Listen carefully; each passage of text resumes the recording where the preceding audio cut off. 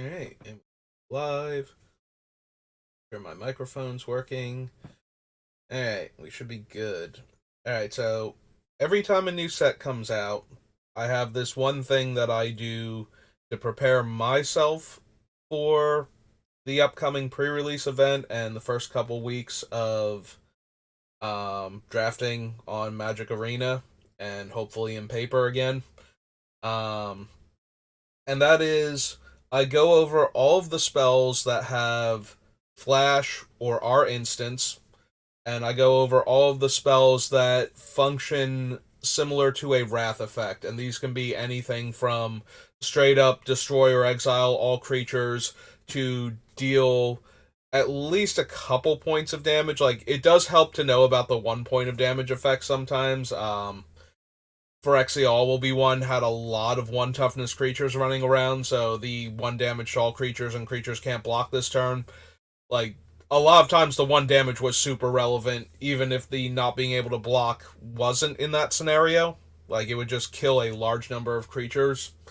So, um, so every time a new set comes out, those are the cards that I focus on because those are the cards it is easiest to lose to if you don't know they exist. Um, there are other things in a set that can kill you out of left field, not knowing what the effects of other sorceries are, or a creature's comes into play ability, or what creatures have haste. Like, all of those are things that can also ambush you, but I think the thing that you lose to most are accidentally playing into combat tricks you didn't know about, and overextending into a wrath effect that you could have played around. I think those are the two things that cause the most losses, especially when a set is new. Once everybody learns the tricks, then it becomes about catching them off guard in other ways. I think a good example, there was an instant that cost like 3 mana in one of the Innistrad sets, like one of the ones from a couple years ago, like Midnight. I think it was Midnight Hunt, but it might have been Crimson Vow. It was like 3 mana, and it gave one of your creatures +2 power and first strike, and another creature +2 toughness and lifelink. That card seemed like the be all end all of the format for the first draft or two on Arena, and maybe for like the first couple drafts in paper, because nobody knew to play around it and you just wrecked people with it. And then everybody learned what it was, and, playing around a 3 mana trick is actually pretty easy if you think you know it's coming. Once you've seen what the setup for it looks like, you can do a lot to mitigate the damage on a card like that. But when you don't know it's coming and you align all of your blockers as best you can, thinking that you're playing around like one combat trick, or maybe they'll have to spend 2 cards to really get you, and then they spend 1 card and get the effects of 2 combat tricks, you just get ruined.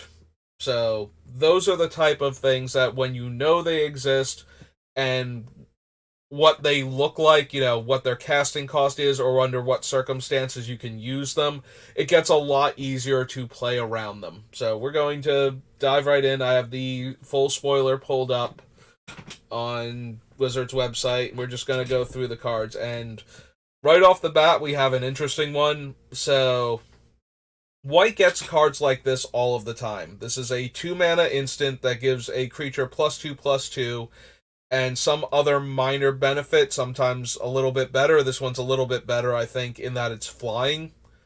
So, flying, of course, you can use this offensively at sorcery speed to stop your opponent from being able to declare blockers on your creature and get in for those extra points of damage, which is what makes it a little bit better than normal.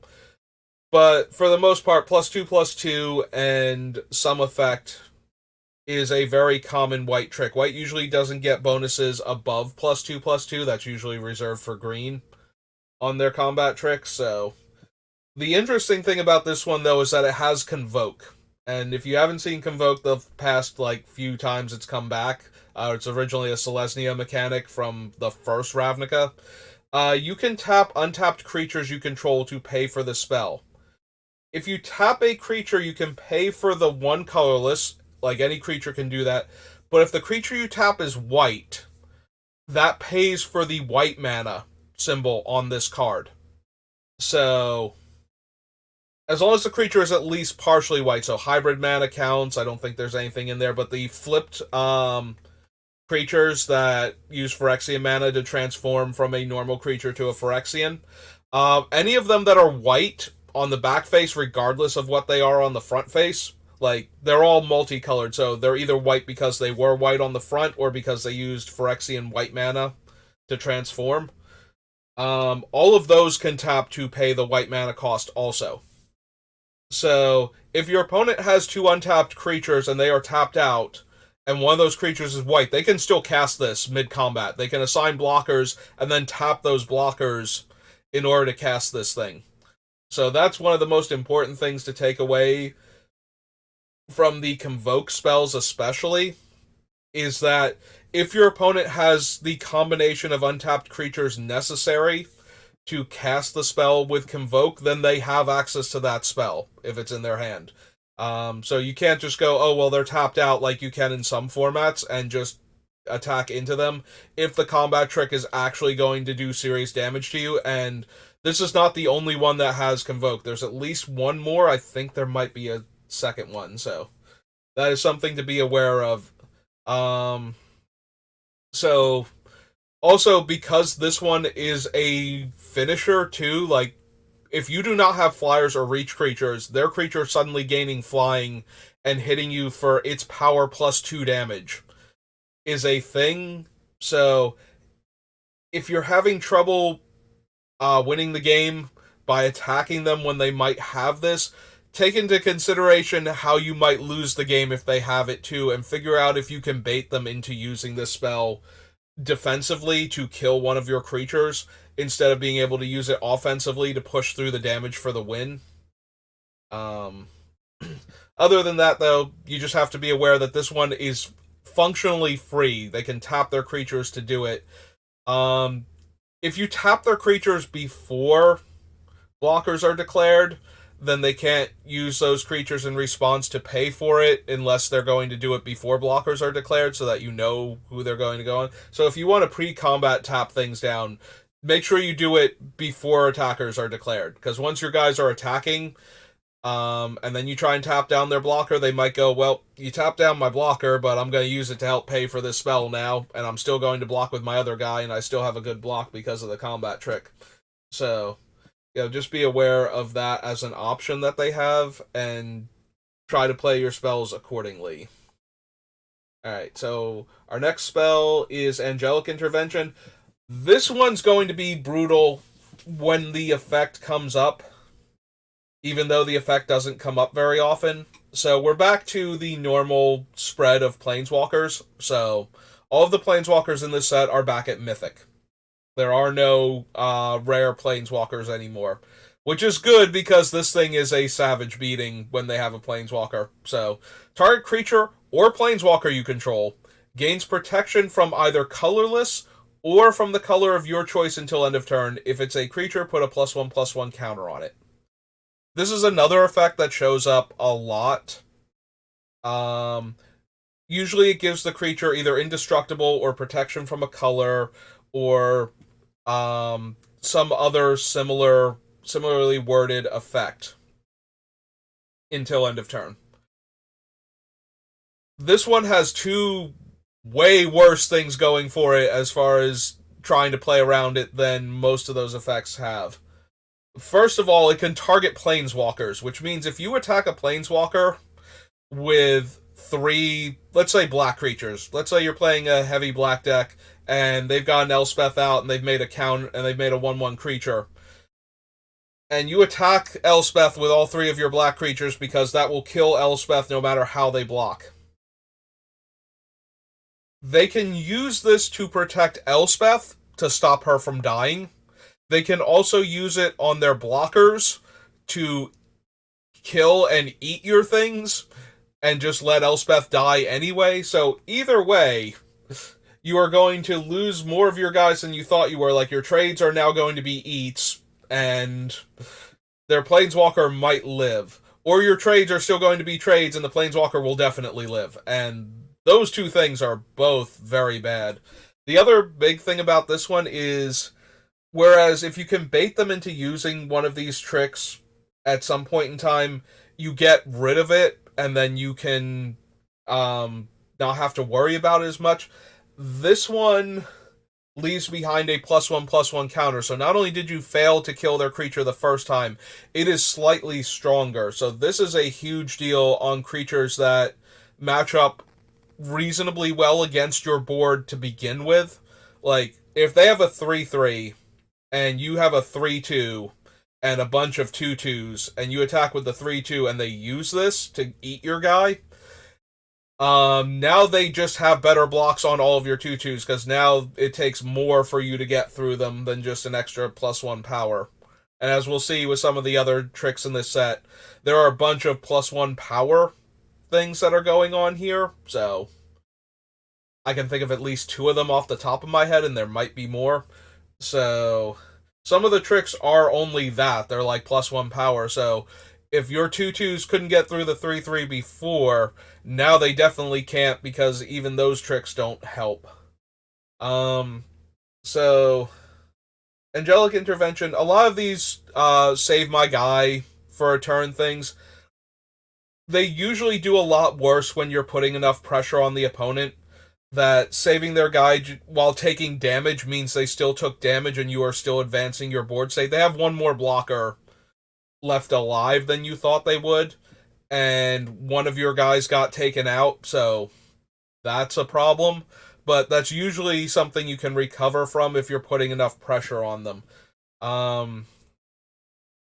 Another thing to note, this thing does grant protection, which means, similarly to the first combat trick that we were looking at that gave flying, if your board is mono-colored or mono artifacts, because the incubation tokens are colorless artifact creatures, and they give their creature protection from the only color you have, or from colorless when all you have is artifact creatures and the incubation tokens, you will not be able to block their creature. One of the things protection wards against is being blocked by something that has the quality you have protection from.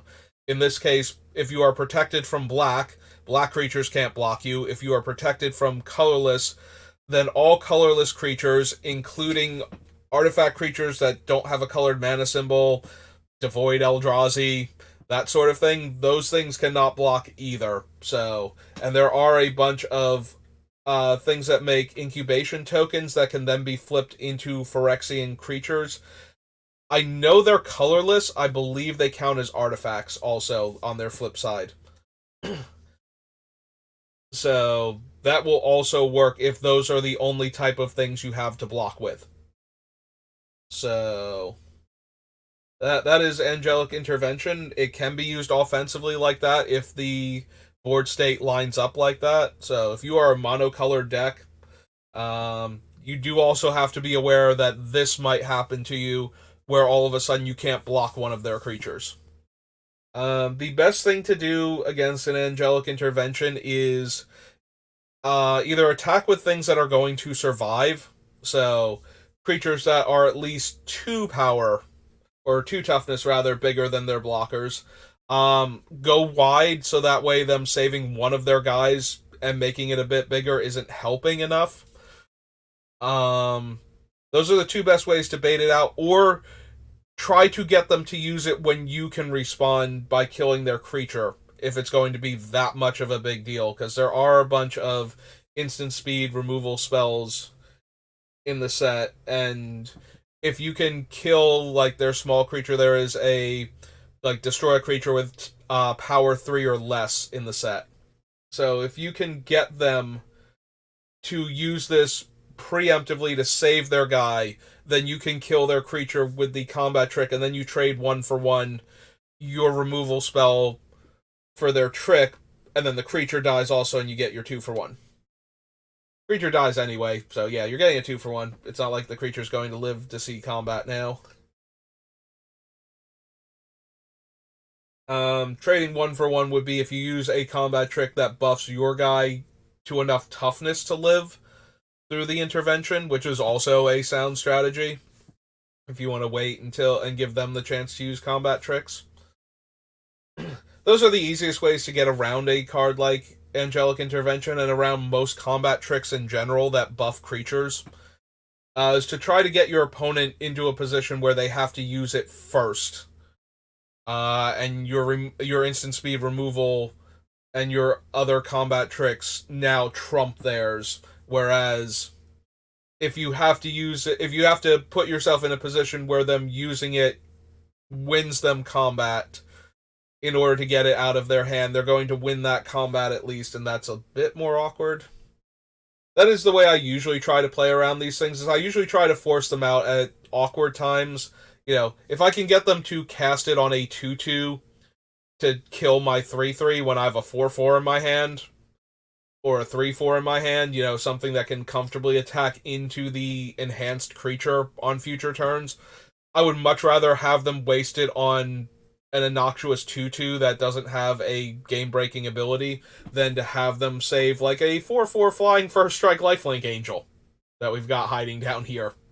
You know, if you can get them to use it on something like that, so that way they don't have it later.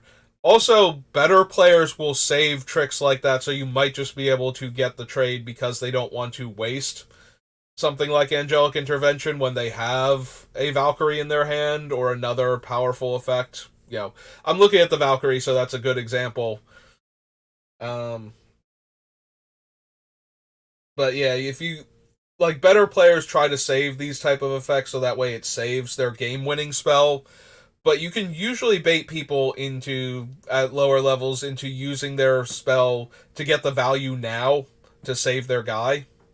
So just be aware of that and try to get them to use it on the creature that you can deal with when it has the 1/1 counter on it later.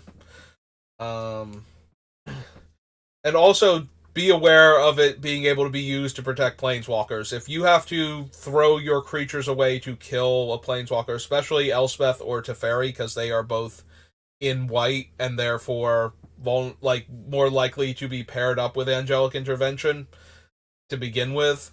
Um, just be aware that you might lose your creatures to this, and if you're going to lose to the Planeswalker anyway, then you just have to shrug and hope they don't have it. But if you have ways to deal with the Planeswalker other than getting all of your guys killed and possibly still failing to kill the Planeswalker if they have the intervention, just be aware that it exists and that you might be setting yourself up to lose this game because you're going to lose a bunch of your cards for no value other than getting rid of the intervention. Alright, we come down to our next one, which is Cut Short. So, Cut Short is the other Convoke spell that I knew off the top of my head was in this set. So it's white and 2, and it has Convoke. So again, if you have 3 untapped creatures and one of them is white, you don't need any mana to cast this spell. It destroys a target planeswalker that was activated this turn, or a tapped creature. So the purpose of the card is very similar to White's other Punisher removal, where it destroys something that looks like it has been used against you, even if it doesn't necessarily have to have been. Like, destroying a tapped creature works just as well if you have a creature that can tap the opponent's creature and then you use the destroy target tapped creature on it. Like, that creature did not do anything to you, and sometimes that just happens. It was in the wrong place at the wrong time. But for the most part, it is meant to deal with creatures that are either currently attacking you or did attack you on the previous turn. So, at instant speed, it does destroy creatures that are attacking you as long as they don't have vigilance. And as long as they don't get untapped, because I believe there is a combat trick in green that untaps the creature. I know it gives it reach. I forget if it's the one that can also untap it or not. We'll have to double check that when we get down there. I don't think there are any other instant speed untap a creature effects in this set, so if that one doesn't untap it, then there isn't a card in the set that will protect your creature from Cut Short. But assuming the creature attacks and there's no way to untap it, then Cut Short can kill it during that combat step. So this is one of those ones where you play around it by not attacking with the creature if you think it's cut short specifically, and you don't want to lose specifically that creature. If you have a big bomby creature, we're going to go back to the Valkyrie over here because she's a good example. If you have this large flying bomb that's going to win you the game, and your opponent either tapped out and is holding back creatures that they don't like, you've already attacked them with Valkyrie. Actually, if you already attacked them with Valkyrie, why aren't they casting it now? Yeah, never mind. This is a bad example because they could always cast it at that point. We need a big creature that's not tapped that you can attack into for this exam. I don't think there is one then. If you have a Menace dude or something and the Menace dude didn't attack, and you also have white mana, you might be representing cut short. To kill a big scary creature, but yeah, I don't have a great example. Like, unblockable creatures not attacking is like the only thing that works here now. And that's already suspicious to begin with. That already tells me you've got something, or that you forgot to attack. You forgot your guy was unblockable, because those are the only two options there. Like, if you're not obviously dead on board and your unblockable guy did not attack, then I'm already suspicious. So, yeah. Cut short is really hard to play around because if you have this big scary creature, they can't attack into it, and they would already use cut short to kill it if it were tapped, because it's a big scary creature. So, if they are not attacking you, then, and your guy is untapped, then you do have to worry that attacking them, like you cast it last turn and they play their things and now they pass, that they're holding up. If you're worried they're holding up cut short, the best way to play around it is to attack them with things they don't want to use it on that can make good trades. Because cut short is only free if they can tap their creatures for it. So, if they have to trade their creatures in combat with your smaller guys, then they don't have the creatures to hold up cut short, and now they can't cast cut short on turns where they tap their mana because they don't have enough creatures left in play, unless that puts enough creatures back into play. And then you can keep pressing them that way. The downside to cut short, though, is they don't have to tap mana to cast it. So they can tap out on mana to develop out their board with more creatures, and always threaten to use cut short. So the best way to do that is to try and bait it into killing the second best creature. If you can keep putting pressure on them, like I said, if you're attacking with creatures that can trade with their guys and that are okay attacks, and they have to keep trading because they're trying to get cut short on your bomb creature, then eventually they're either going to have to cut short your bomb creature, or they're going to have to, or not your bomb creature, they're going to have to cut short your attacker, because they can't keep trading everything and still be able to hold up cut short. Or you're going to get another creature that can basically force them to have to use it anyway. Like, you'll get a second, like, decent-sized creature, you know. You don't have a 4/4 flying first strike lifelink, you have, like, a 5-mana 3/3 flyer. And then it's just like, well, that's going to kill me in the same number of turns, and you're not attacking with the Valkyrie. Or maybe you do start attacking with the Valkyrie at that point, just in case I don't have cut short and force me to use it, but, you know. 6 of one, half dozen of the other. Cut short is not saving somebody if they can't use it on the thing they want to, and they wait too long, and you force them to trade off their other resources. The downside to this is if they keep drawing resources and you hit a land pocket, then the cut short stays in their hand and you don't have creatures to pressure them with anymore. So that's kind of bad, but most of the time, if you can keep pushing at them without using the scariest thing that you have, and especially if the scariest thing you have is holding off their counteroffensive now, because let's say I'm not attacking with my Boonbringer Valkyrie because I think that you have cut short, and I'm attacking with like a 3/3 into your 2/2s or something. It's like, okay, well, you can double block and lose lose one of your guys, maybe both of them, to a combat trick to kill my 3/3, and I still have the Valkyrie, and now your guys can't attack either. So if I have any other combat trick to save my guy in mid-combat and you start losing your 2/2s, now you have to, either cast more creatures to hold up cut short, or not cast your non-creature spells, to hold it up. And meanwhile, the Valkyrie is holding off all of your counterattacks, so you're not getting through for damage. So that's usually the easiest way to play around cards that can't kill creatures until they do something else, is to not do the something else with the one you need in play, and keep doing it with the other creatures until they're forced into a position where they have to use it or die.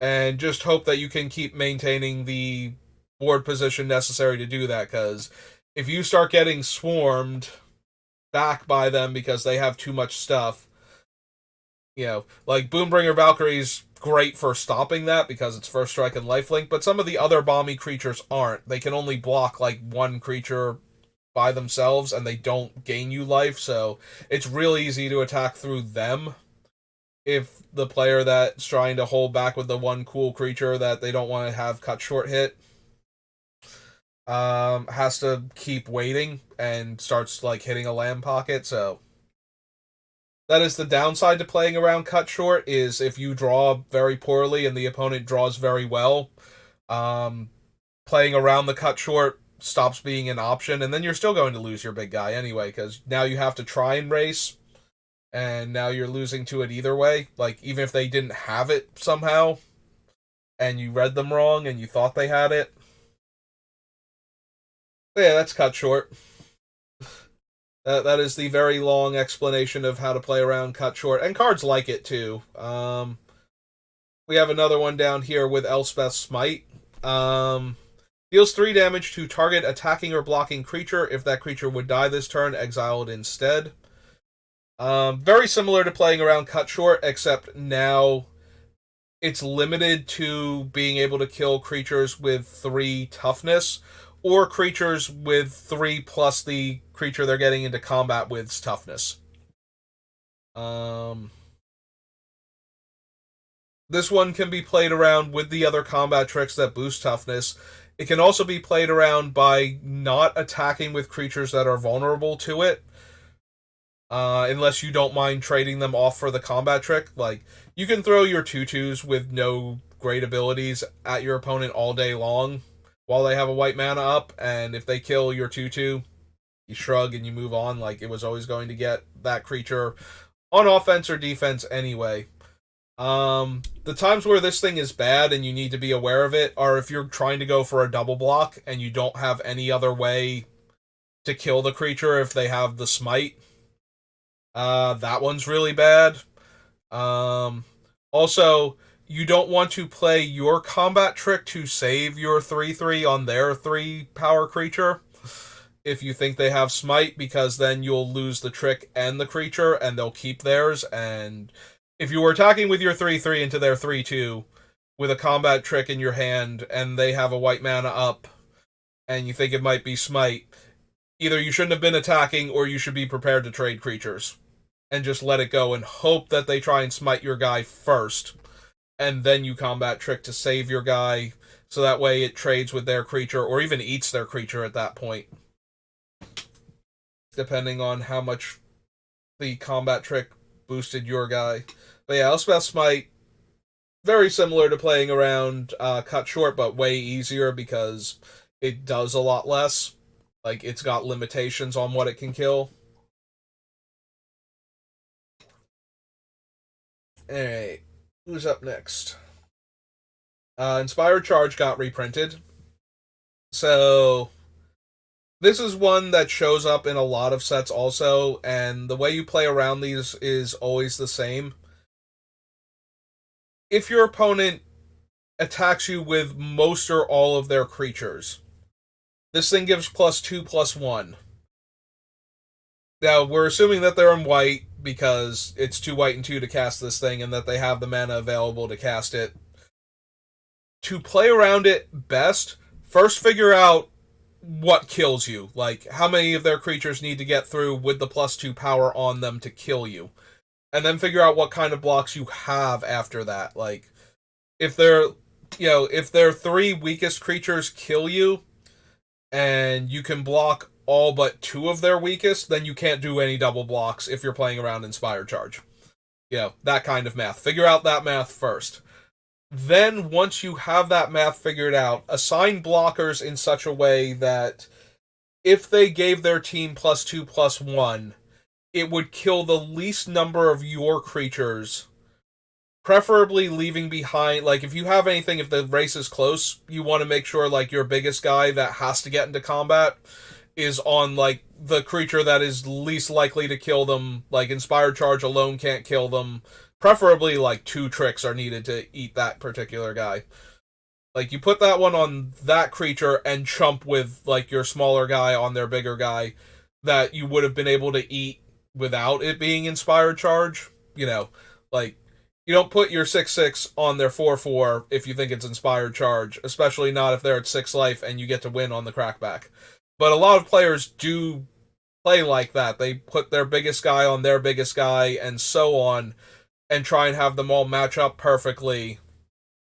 When you think it's Inspired Charge, you have to put your worst creatures on their best creatures that you can still live. Like, you have to take trample and everything into account, but you put your worst creatures on their best and put your big guys on, like, their medium guys, so that way, you know, you put your 6/6 on their 2/2, that's 2 combat tricks they need to dish out. Even, like, even after Inspired Charge, they still need another card to kill it.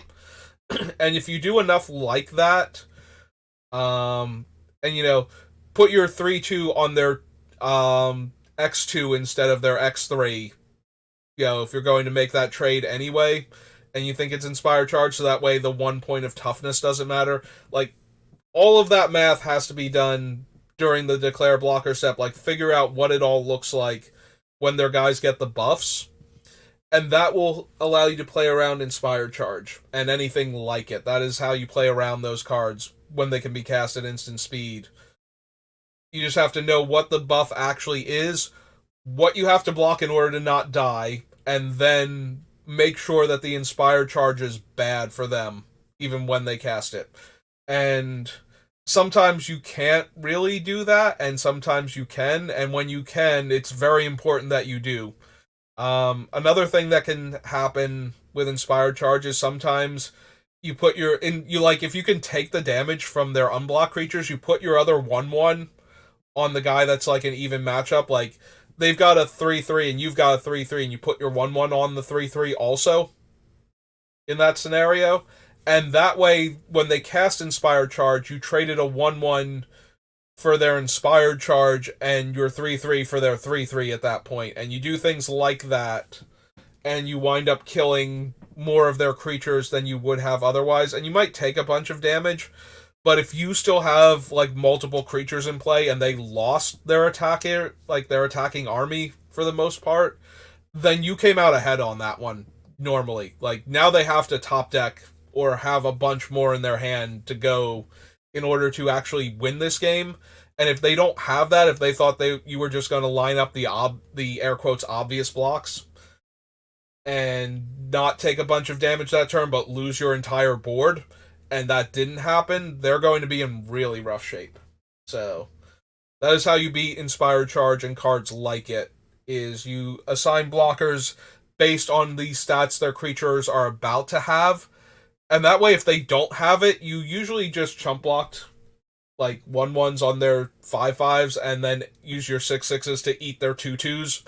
And sure, like, you didn't kill their important guys, but they didn't kill your important guys either, and now you're both still right where you were with all of your little guys having been cleared out. And in this scenario, you had, like, the biggest guy, so I like your chances now that they've had to spend Inspired Charge just to kill your, like, medium stuff. But yeah, that is how you deal with anything along those lines. There's our next one. Alright, so Scroll Shift functions a lot similarly and a lot worse than Angelic Intervention, in that it will save your creature, guaranteed. Or an artifact or enchantment if you want it to.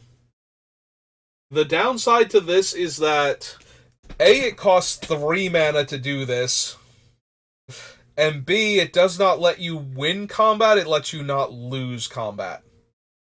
Scroll Shift is one of those cards that's going to show up in decks to be used defensively against removal spells. Because when you use this thing against a removal spell, it feels amazing.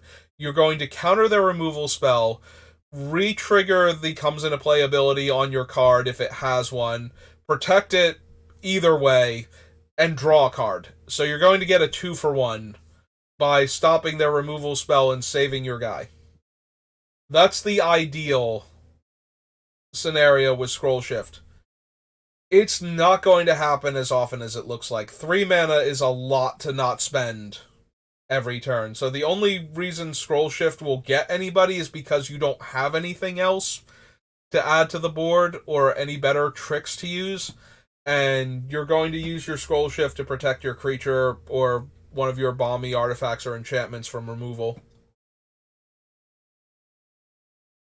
And when that happens, you're going to feel great. So, to play around Scroll Shift, if this is the one that you think that they have, the best thing to do is to not use your removal spells on their thing until they feel obligated to Scroll Shift for value. Or until they tap out, because Scroll Shift does not have Convoke. So, if you can keep putting pressure on them to use the Scroll Shift to draw more action, you have a much better chance of getting them than they have of getting you. It's very similar to playing around a counterspell at that point. If you don't need to do the thing that the counterspell works on that turn, you don't do it. And then they've wasted 3 mana if they don't cast Scroll Shift to try and get value out of their permanent that they want to blink. But if you're like, no, I've absolutely got to kill their one thing, and you don't technically, but it kind of feels like you should, and they have Scroll Shift mana up, that's going to feel absolutely awful. So the best thing to do is to not play into it. Like, if you could, like, the scenario that I'm thinking of is you have a removal spell, and you have great attacks if you use the removal spell, but they have like 3 cards in their hand, they pass the turn with like 4 mana up, and you're looking at like the options that they have, and Scroll Shift is one of the ones that comes to mind in this scenario, and your attacks are terrible if they Scroll Shift, because it brings it back immediately, so now your attacks still aren't good because the thing that was stopping you beforehand is still stopping you now, and they get to counter your removal spell and they get to draw a card. That's a hard thing to come back from. Removal has not been as available in Magic as it used to be. Like, removal gets moved up to the uncommon slot for like good unconditional removal now, or like the premium burn spells and whatnot. So if you miss with one of those, you're going to be hurting to find another card that can deal with certain things. The better play then is to develop out your board, like play out more creatures, so that way them having to hold up mana for their to use this as a combat trick or a removal spell, counter spell, starts hurting them because they're not adding to their board as much as you are, and if they don't spend it and draw the card and like try and get their value there, then they're not doing anything for that turn. If they left up like 3+ mana in a turn and didn't use it, and you did, and you developed out your board, they're going to start falling behind on board. And by the time they can use Scroll Shift, it might not even matter anymore. Like, now you're suddenly attacking with all of your guys because you're wider than them, and they have to block and go for the Scroll Shift to save like one of their guys from your better guy and try and get some value that way. That's not a scenario that you tend to win when you're the one playing the Scroll Shift. So you can't just leave it there and not do anything with it for several turns unless you are also drawing things and developing out your board. And if you're developing out your board, you're not leaving up Scroll Shift, because it costs 3 mana, and that's a lot to leave up until like turn like 6 or 7 sometimes. And sometimes even past that if you have like a big bomby spell you need to get online. So that is how you play around Scroll Shift. You don't let them use their mana effectively, and they get absolutely ruined unless they draw. Again, there's a whole lot of, if your opponent draws super well and you draw super poorly, you are going to lose that game anyway. Like, those games are nearly impossible to win. So you have to play around it as though you're going to draw well and they're going to draw well, because otherwise, you're not going to win. You can't win the games where you draw poorly and they just have everything every turn. And they can't win the games where you draw well and they're just flooded out with lands. Like, if you played around scroll shift by developing out your board and then attacking next turn, like, the fact that they didn't have scroll shift, they still don't have it now because they're drawing nothing but lands every turn and they're just flooding out, and they didn't play a 4-drop or a 5-drop because they couldn't, not because they didn't want to. They kept a hand with like 3 spells and 4 lands, and they've been hitting lands every single turn. That's why they didn't cast anything on turn 4, and it's just like. So that game you were going to win like 90% of the time anyway, so playing around scroll shift doesn't super hurt you. So when I say playing around things by not doing something, it's because you have that option. We're assuming that you have that option, because if you don't have that option, if this is all you have to work with and you're going to lose the long game because you're flooding out too hard, then you might have to go for it, and if they have scroll shift, you get wrecked by it, and you just have to shrug and be like, I probably was not winning that game anyway. But if you have other options and can play around it, maybe you can stall the game out a little bit until you draw out of the land pocket, and then hopefully they hit theirs. Or you have card draw of your own to make up for all the lands you've been drawing these past couple turns. You have to give yourself the best chance to win, and walking into scroll shift with premium removal and getting it functionally countered and letting your opponent draw a card and use their mana efficiently is not how you win a game of Magic. Punishing them for trying to use scroll shift in that manner is a way to win Magic, because it's making them less mana efficient and not allowing them to do their cool thing.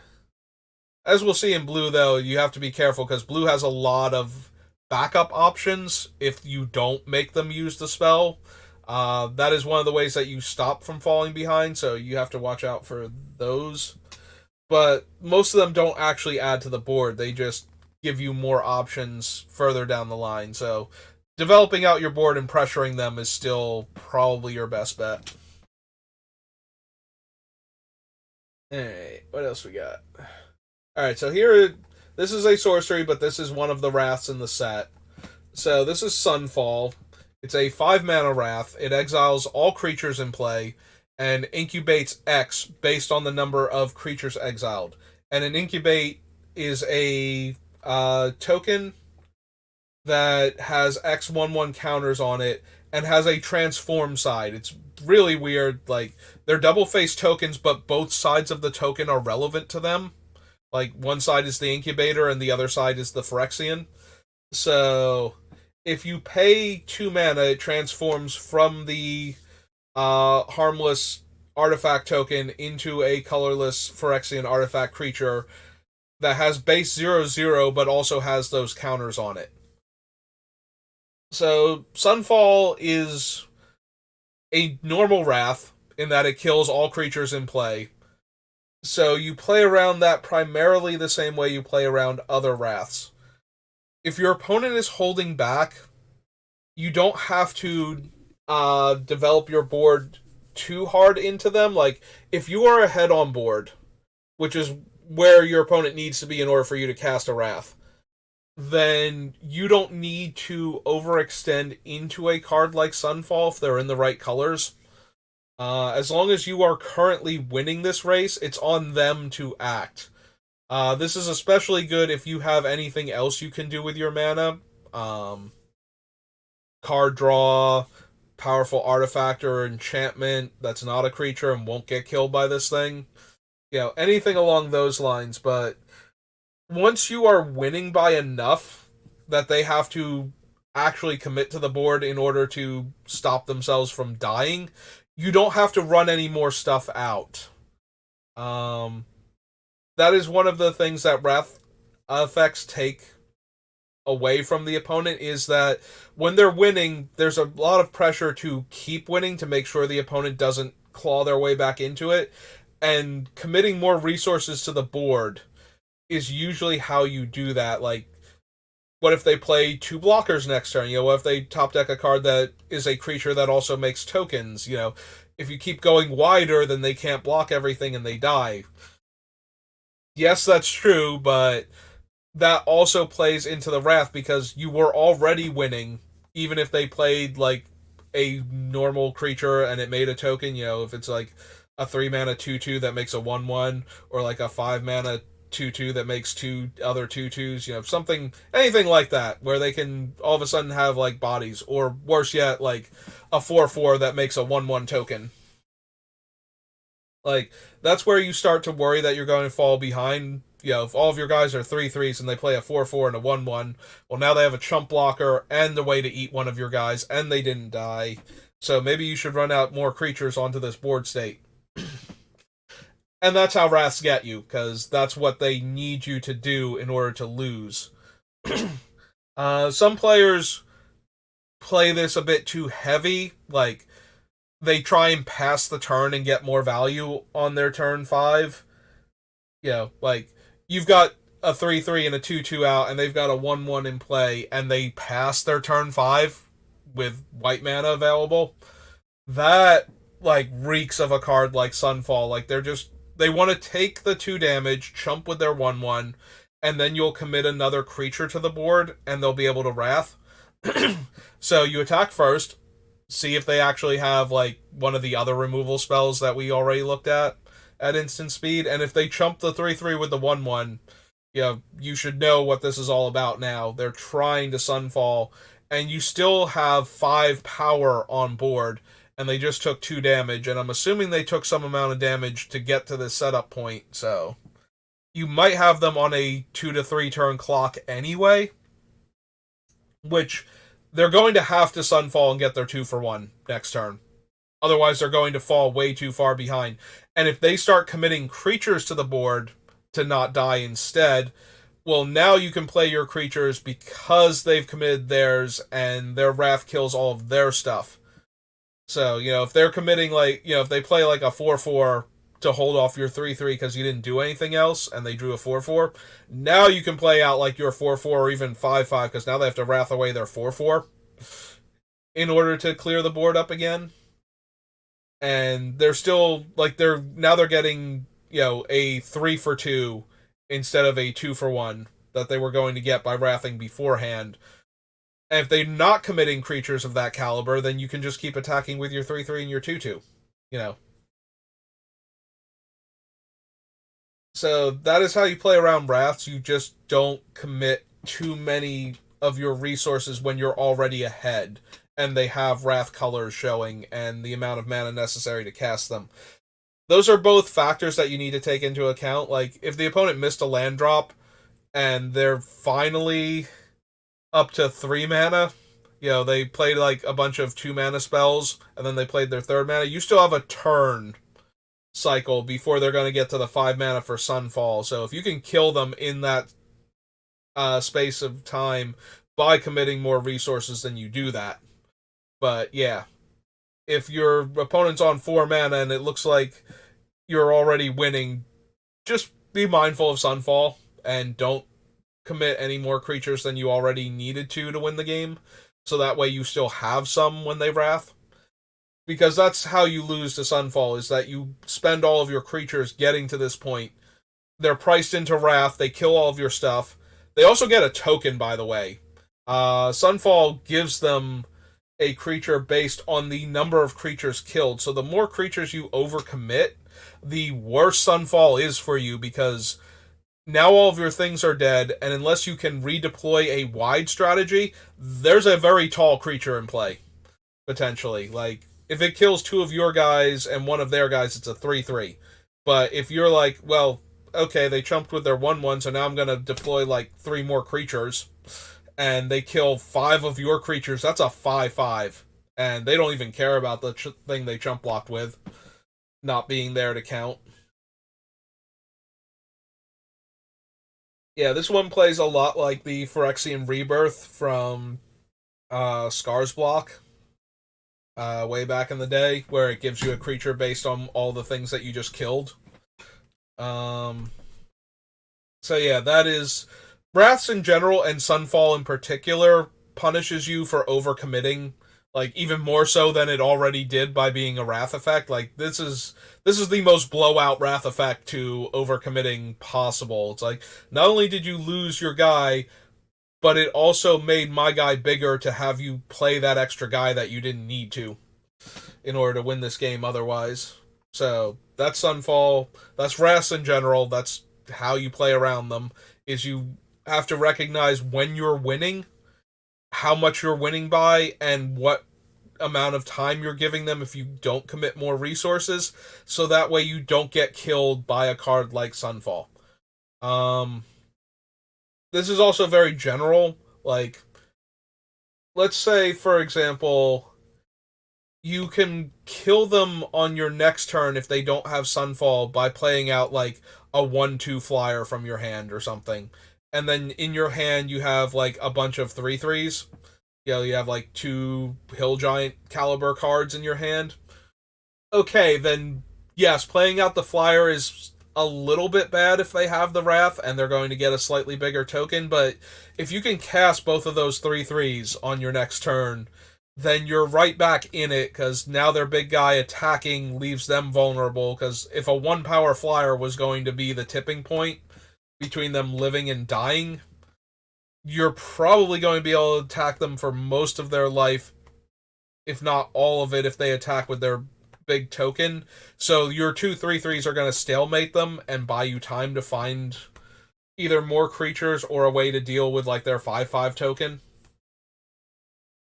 So yeah, take all of this stuff into account when you're trying to figure out what you can commit and what you can't commit.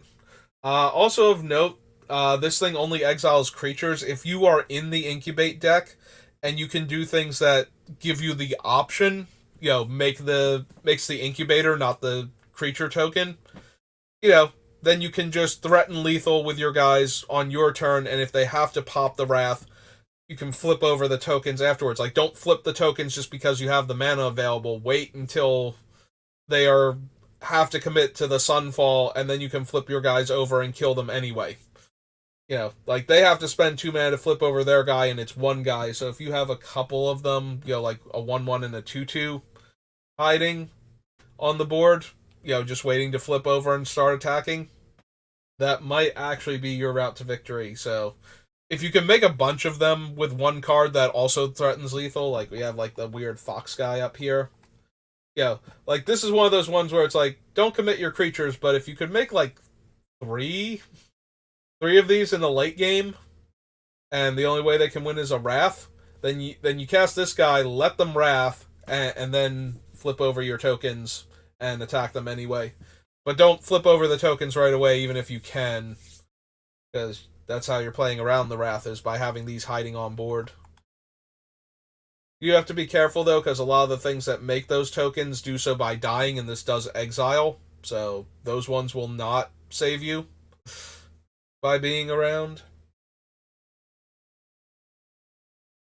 But they will save you from the other Wrath effects um, that are in this set. The creatures that, when they die, they incubate. But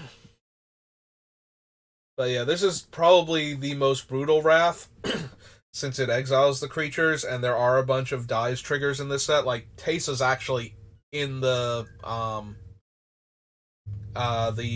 Legends special slot, you know, like the whatever they're calling the legend creatures that are in the set, similarly to the artifacts from Brothers War and the instants and sorceries from Strixhaven. It's a bonus sheet, and they always have names for this, like mystical archives for the Strixhaven one, and I forget what these ones are called, but they are a thing. So there's also that to take into account. Alright, so next up we have Surge of Salvation. So there are going to be a couple of cards on this list that care about what colors your opponents are playing. And those cards are not good if the opponent is not playing those colors. This one is very strong, even if you're not playing against red or black. So, for 1 mana at instant speed, it gives you and permanents you control hexproof until end of turn. It also prevents all damage that black and or red sources would deal to creatures you control this turn. So it is a one-sided fog against two different colors, and it is also a way to protect your creatures from targeted removal. So Surge of Salvation is just barely good enough to be playable against non-red, non-black decks. Being able to give your creature hexproof against blue bounce, the white removal that we've already seen, and green's fight card, like being able to protect against all of those is already just barely good enough at 1 mana. Because it's only 1 mana. It's very easy to leave up 1 mana and still develop out your board than it is to leave up like 3 or 4 mana. It's also easier to wait 1 turn to get your 6th land to protect your angel than it is to try and get to your 9th land to use the flicker effect to protect her. Or even your 7th land in order to protect her, or I'm sorry, 8th land in order to protect her with the 2 mana trick. So, yeah, Surge of Salvation is a thing that is borderline playable to begin with, and it will absolutely ruin the black and or red decks, especially the actual black red deck, because then all of their creatures get fogged, but none of your things do. So that allows you to do a lot more damage to them. So this is a very hard card to play around if you're black or red, and especially if you are black and red. Um, it's also a tricky card because of the transform cards gaining a color on their backside. So the ones that aren't black or red but require black or red mana in order to flip are considered to be those colors on the backside too. Like they have the color indicator markers on them and have the borders that match. So they will actually count as both colors, even if you didn't spend the colored mana, if you paid the 2 life instead to the Phyrexian mana symbol on them, they still are those colors. So this can also randomly prevent damage from a black or red creature that is only that on the backside. So that is something also to take into account when you're trying to play around Surge. So Surge is a lot like a way more brutal um charge where you have to figure out like what does it look like if all of a sudden all of their creatures, didn't take damage from yours this turn. And it does only prevent damage to creatures. Like if this is a lethal attack against your opponent, then Surge of Salvation does not save them, even if it saves all of their creatures, unless somehow saving a creature saves them in a way that normally wouldn't matter. But yeah, they are going to take, like, if they're blocking with a lifelink creature on your first strike red creature, and all of a sudden their lifelink creature actually lives to deal lifelink damage, then that's a problem. But that's like the kind of situation you have to get into in order for Surge of Salvation to actually save your opponent. So do take that one into account, if that's how you were planning on getting through for lethal. But yeah, Surge of Salvation is going to be an ugly one if you're black red. If you're not black red, then you only have to worry about them stopping your removal spells, like I said.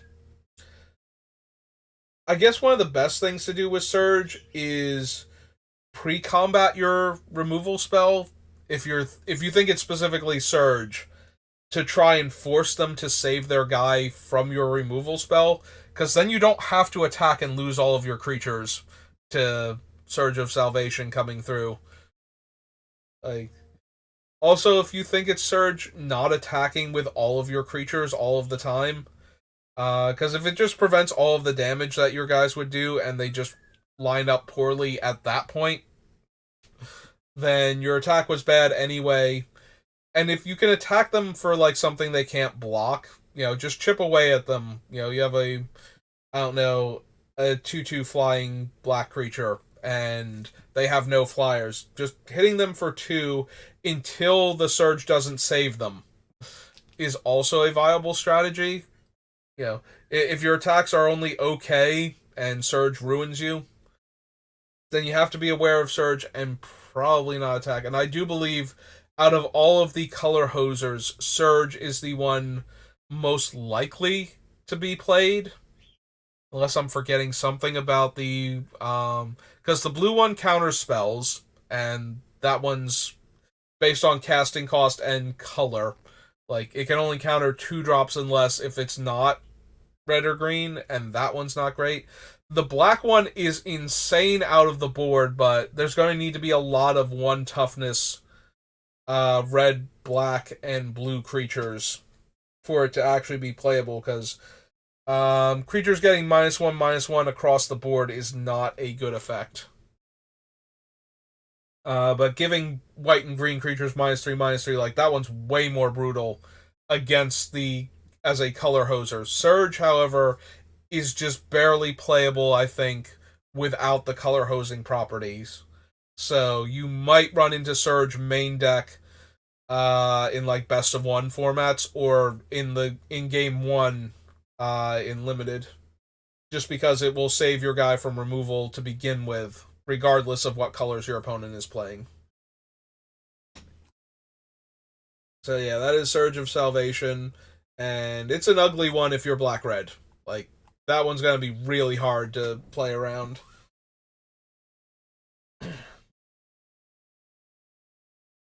So we're moving on to blue. So the first one is this one's a bit weird, and I don't think you have to worry about it much. So this is Artistic Refusal. It is 6 mana to cast. It does have Convoke, but its modes are counter target spell, draw 2 cards, and discard a card. You can do both. So if your opponent casts a spell, you can counter their spell, and then draw 2 cards and discard a card to get more cards into your hand. So it will do its thing, and you can tap your guys to help cast it. Unless there is a very, very grindy control deck in this format, I don't think Artistic Refusal is where you want to be at, even if you are in blue and you can cast it consistently. Like, you need to be very grindy, very control-y to want a card like this, because that is 6 mana, and in order to make it cheaper, you have to tap creatures. So in order to cast this thing for cancel mana, you need to tap 3 of your creatures. So that is just not realistic unless you are a very, very grindy control deck that's just going to put out bodies and hold the ground and win through mill. And a lot of the mill cards in this set mill both players. So if you are also drawing cards, then that's not helping you as much. Like a lot of the blue-black self-mill is to set up to like reanimate dead creatures or to activate abilities from cards in graveyards. Like it is not meant specifically to mill your opponent out. It's meant to generate value by milling players so that cards in graveyards, matter for the blue-black effects. So this one is not great, I don't think. Like, if it turns out that this card is good, this is going to be a very interesting format. Because I love a good grindy control deck as I sit up from the creaky chair and it makes all kinds of noise. But yeah, Artistic Refusal, don't see that one being a problem. Playing around it is also super easy. If you think this thing is if you think this is the thing that is going to stop you and not one of the other random counter spells on this list, you don't have to cast anything, and then it's terrible, because then it is a 6 mana draw 2 discard 1. And that is abysmal rate. Like, there are like 10 better card draw spells we're about to see in this set alone. It might not be 10, it might be like 4 or 5, but still. Yeah, this is not the card that I'm afraid of. Little more so Assimilate Essence. So this is your typical mana leak effect. It can only target a creature or battle spell.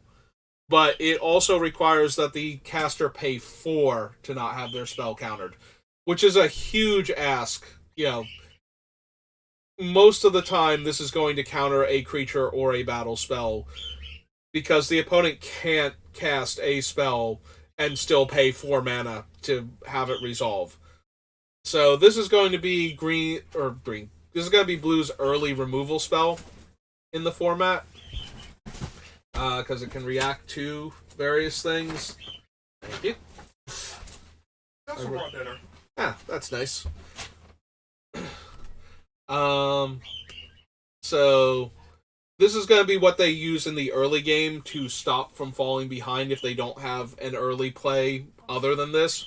Assimilate Essence is one of those cards that you tend to just cast when you have it in your hand and your opponent has played a spell that it can counter, because you need to not have this thing go to waste. Like, if you sit on it too long and you counter a spell like 5 turns later, that's great, but if you sit on it too long and then they don't need to cast anything anymore, or they just are on the top deck and they draw like a 2-drop, then you're going to get... So what happens with Assimilate Essence is if the spell doesn't get countered, if they pay the 4, you get a 2/2. That you get an incubation. You get to incubate 2, so you get a 2/2 that you have to spend 2 mana before it can attack and block. That is the actual worst case scenario. You normally don't want the 2/2, you want to counter their spell. And you also have to play out your spells to not fall behind on board. So if there's ever a turn where you have Assimilate Essence and your opponent casts a spell that you can counter, you should probably just counter their spell. Counter spells are not great in Limited because if you sit on them too long, situational ones especially, if you sit on them too long, then your opponent just gets to the part where they can actually pay for some of their cheaper spells, and then you're spending 2 mana and then 2 more mana to tap 4 of your opponent's lands and make a 2/2 at their discretion. If their spell is actually worse than a 2/2 on board, they might not even pay the 4 anyway, and then you get to counter their spell, but it wasn't worth giving you a 2/2 over, so how good could that spell have actually been? So yeah, it's not so much playing around Assimilate Essence, although you can. If you can cast a spell that will put you below 4 mana, that's decent, and then you have like another spell after that you can cast on the following turn, they'll probably... Again, you should be casting Assimilate Essence to counter the first spell, basically, that you can, that has any impact on the board. And since it counters creatures and battles, it can only counter things that can impact the board normally. I mean, there are a few battles where the battle itself is not the problem, it's what it flips into. And if you have a good board position, maybe you don't counter that battle, but Assimilate Essence, you should be casting it as soon as you have a good target for it while you have mana. And any creature with game text and power and toughness meets that requirement. And even a few that don't have game text, like Yargle and Multani, have nothing but flavor text, but they are a big body. So, there's that. Next up is Change the Equation. This is the one that I was talking about before. This is the one that can only counter a spell with mana value 2 or less, unless it's trying to target a green or red spell. This is a sideboard card. Like, Assimilate Essence counters any spell, as long as the opponent can't pay for it. This can't counter anything past 2, even if you leave them out. Like, if you're not on the play with this card, you have such a hard time countering things, because you're going to get your second land after your opponent has gotten their second land and made their 2-drop already. So, you can't counter their 3-drop if it's not red or green with this card. This card should not be in your main deck. It is definitely a card you can bring in once you know your opponent is red or green, preferably both. But yeah, it does not do anything to non-red, non-green spells. And that same thing that I was saying about the Transform Phyrexian mana cards, it's the reverse for this one because they are mono colored on their front face. So even if their back face is red or green, their front face is not. So the change the equation does nothing to them if they cost more than 2 mana, if their back face is the part that makes them green or red. Like, you cannot counter a white creature that flips into a red-white creature with this if its mana value is 3 or greater. So, change the equation, I don't have any concerns about, because this thing should not come up. Alright, next one is a rare, and it's a flashy rare, but that doesn't necessarily make it good. So this is Complete the Circuit. This is pizza. Ah, thank you. It costs 6 mana. It does have Convoke. It allows you to cast sorcery spells this turn as though they had Flash. That's great, because you're probably only going to cast one spell after this. What it does allow you to do, though, if you can get into position with it, like, the 6 mana counter a spell, draw 2 cards, and discard 1 is not particularly impressive. This thing does allow for a very impressive follow-up if you have another good card. So the next instant or sorcery spell you cast this turn, you can copy twice and choose new targets for the copy. This is very hard to set up. This is 6 mana, and you have to be able to cast the other spells also and pay for them. You have to be able to cast at least one other spell this turn, and that spell has to impact the board because this one is not going to. If you set this up, though, this thing is actually going to be insane.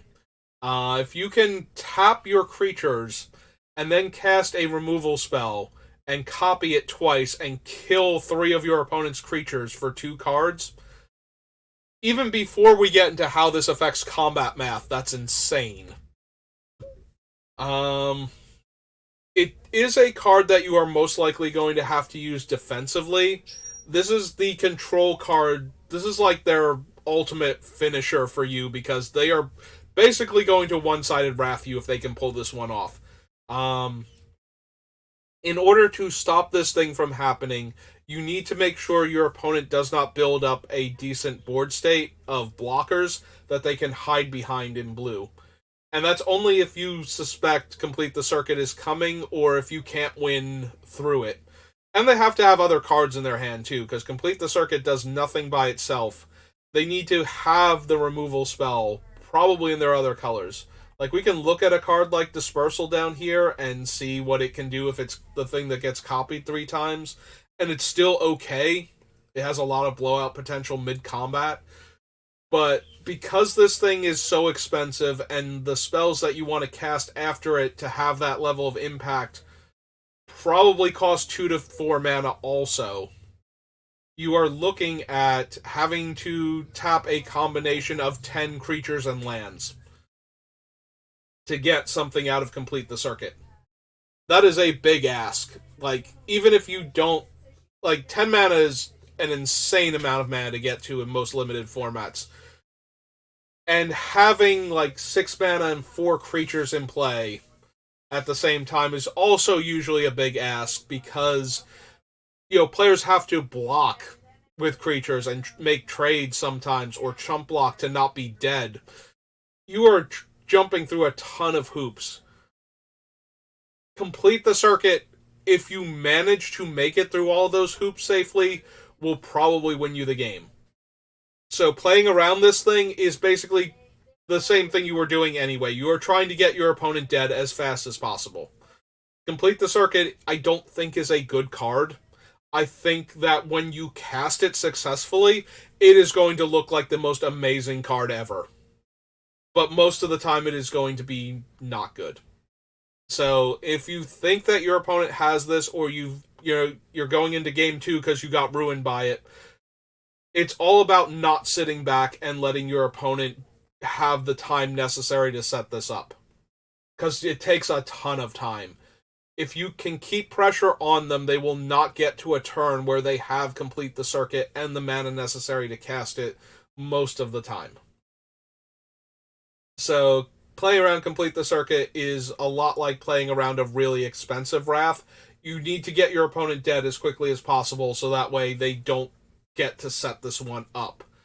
More so than just the normal, like, yeah, if I can get them down low enough, I can kill them, eventually. No, you need to get your opponent dead super quick, because a deck that can manage to cast Complete the Circuit with the requisite creatures available to tap in order to, or just get to this amount of mana somehow with all the ramp spells, that's going to be a very scary thing to have to try and win through. Because if they kill 3 of your creatures and you haven't been killing theirs, and they get to do this at instant speed at the end of your turn, you have probably lost the game. So in order to beat this card, if your opponent is playing with it, you have to kill them very quickly. That being said, I think the card is not good. I think that it's very flashy and it's very cool, but it's not going to win most. It will lose you more games for rotting in your hand than it will. But the games that it wins you are going to be spectacular and going to look so cool when your opponent's entire board evaporates or suddenly gets locked down for 10 turns. Because that's going to be an option. Alright. Next up is Disturbing Conversion. I almost said Conversation. 2 mana, flash. It's an aura.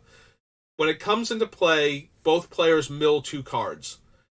Then it gives -X, -0, where X is the number of cards in the creature's controller's graveyard. This is important because there's a bunch of self-mill in the set also, and a bunch of things that reward you for getting cards into your graveyard. This one mills you to help those cards, but it mills the opponent for its actual effect, to put more cards in their graveyard. If you've been playing with the flashback to, Shadows over Innistrad Remastered, you might have seen there's a mono blue, 1 blue instant enchanted creature gets -X power, where X is the number of cards in your graveyard. And there's a bunch of self-mill cards in the set also. So conversion, you have to be aware that you are putting this on the opponent's creature based on the number of cards in their graveyard. And you get to add 2 more to that, while milling yourself to set up your other cards. So, this is a -X power, so it does not kill the creature on its own. The only way this kills a creature is if you get into combat, and your opponent is going to trade, and now all of a sudden they just win that combat. That is how Disturbing God, I want to call it Conversation each time. Disturbing Conversion works. I don't know why my brain just thinks it's Conversation instead. It should be shorter if it's only Conversion. But that is obviously not accurate. So, most of the time, this isn't going to wreck you so much as it's going to ruin the one creature in the middle of combat. You'll still probably have the creature, and you'll still probably be able to block with it on subsequent turns because of that.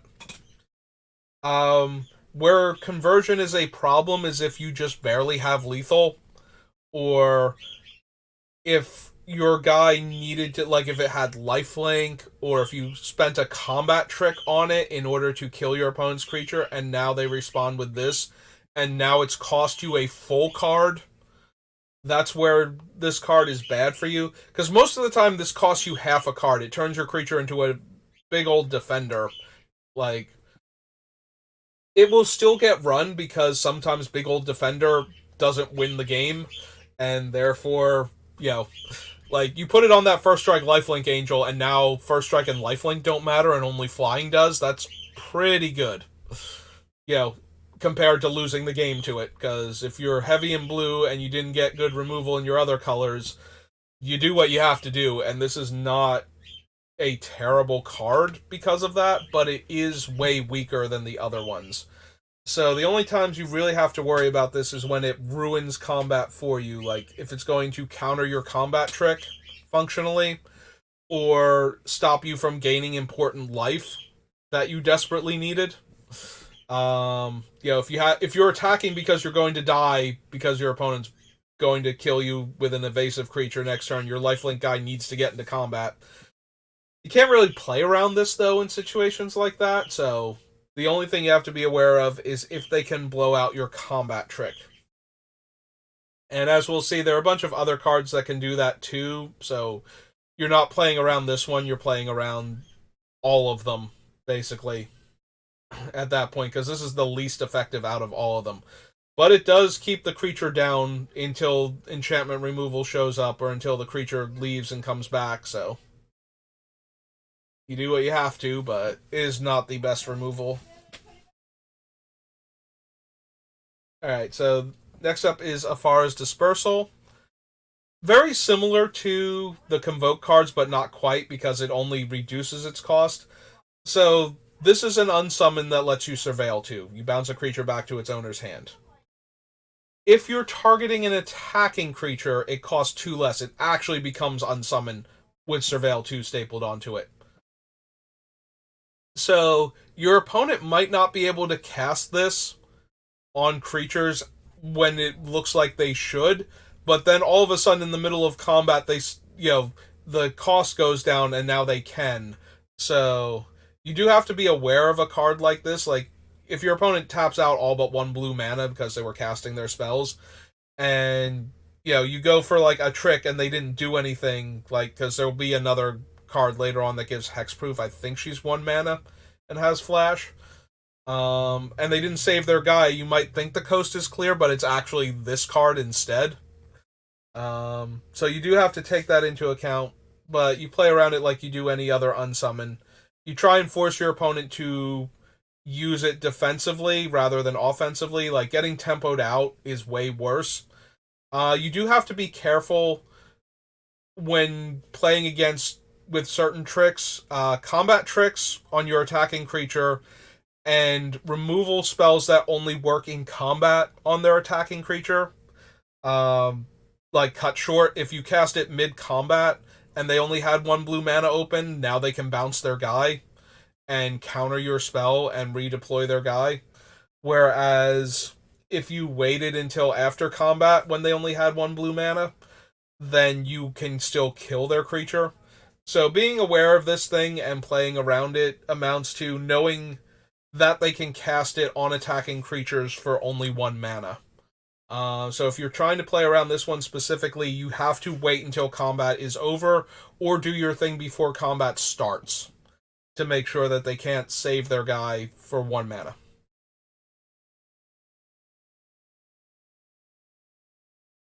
Next up is the Fairy Mastermind, who is Yuta. I'm going to attempt this Takahashi, who was one of the Magic World Champions and therefore gets his face on a Magic the Gathering card. The card that represents him is a 2-mana Fairy Rogue with Flash, Flying, 2/1 stats, and whenever an opponent draws their second card each turn, you draw a card, and the ability to spend 4 mana to make both players draw a card. So this thing has a lot going on for it. First of all, it is a surprise blocker against flying creatures. It's also a didn't know you were going to have an extra flying attacker, end of your turn, flash in card. It can also be played in response to opponent trying to draw cards, so that way you will get to draw a card as well off of their like divination effect, because there is an instant speed divination. It's right below us. It's Meeting of the Minds. And it can also be used if you have the 6 mana available to flash it in at the end of the opponent's turn and activate it so that they draw their second card and you get to draw 2 cards from that effect, after they have spent their mana, hopefully, and don't have as much to work with. And now you're going to untap with 2 extra cards and your draw step. Most of the time, you have to play around this guy as being a Welkin turn with Flash, which means that it will show up at the end of your turn 2 or whenever they draw it, and then it will start flying in for 2 damage. Beyond that, there's no real playing around this. This is a rare, and you have to cast your Meeting of the... Like, if your opponent does nothing and passes the turn back to you, and you were holding up a counter spell in Meeting of the Minds, you pretty much have to cast Meeting of the Minds at that point. You committed to doing that. And if you don't do anything, then they don't have to cast their fairy, and you don't get anything. You didn't get to draw your cards, your mana is wasted. You don't have as many options next turn, and you're playing around a rare to do this. Yeah. But you do have to be aware of it. If you're trying to figure out how your opponent survives, and Bounce Spell doesn't make sense, and Surprise Blocker does, or Removal Spell doesn't make sense. I mean, you play around them by playing around the same other things that would stop your creature from dealing combat damage to your opponent when you're going for that big attack. You just have to be aware that this is one of the cards that they could have, but it's just as likely to be one of the other ones. It does matter if you're using like the hexproof trick to stop a bounce spell as opposed to sudden blocker. But as we'll see, there are other blockers in the set that can pop out at instant speed. He's not the only flash creature. So he is the only one with flying, I believe. So that might be an issue. But yeah, it's kind of hard to play around a rare that your opponent is going to be running anyway and isn't necessarily running for the blowouts. They are running them, they will cast Mr. Takahashi here regardless of what the board state looks like, as long as they think they're going to get in for damage or draw extra cards off of him. They're not going to wait and ambush you with a 2/1 flyer. Similarly to how you play Snapcaster Mage, you're going to play Fairy Mastermind when it's good to cast him and not necessarily because the opponent did a thing. So you're not going to get got by him so much as you're going to take a lot of damage from him showing up. Alright, so we got a couple card draw spells back to back. The first one is Meeting of the Minds. It's 4 mana but has Convoke and lets you draw 2 cards. The other one is Moment of Truth, which costs 2 mana, lets you look at the top 3.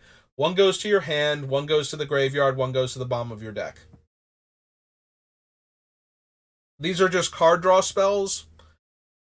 What you have to be aware of with card draw spells is that opponents that want to react to your spells with their counter spells or any reactionary defensive card, if you don't do anything and they don't spend that mana, then they have wasted all of that mana. They didn't add to their board, and you didn't do the thing that they were trying to stop you from doing.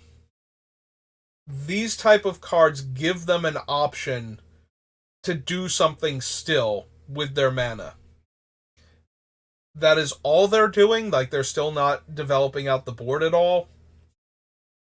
But just be aware that if you try to play around an opponent's counterspell or timing specific removal and you successfully do it, they might not have wasted all of their mana. They might still have something like this that they can cast in order to make up for that. That is one of Blue's strengths, is the ability to go, well, you didn't do anything, so I guess I'll, cast some other things with Flash or other instance and develop that way, or get more cards in the hand to work with.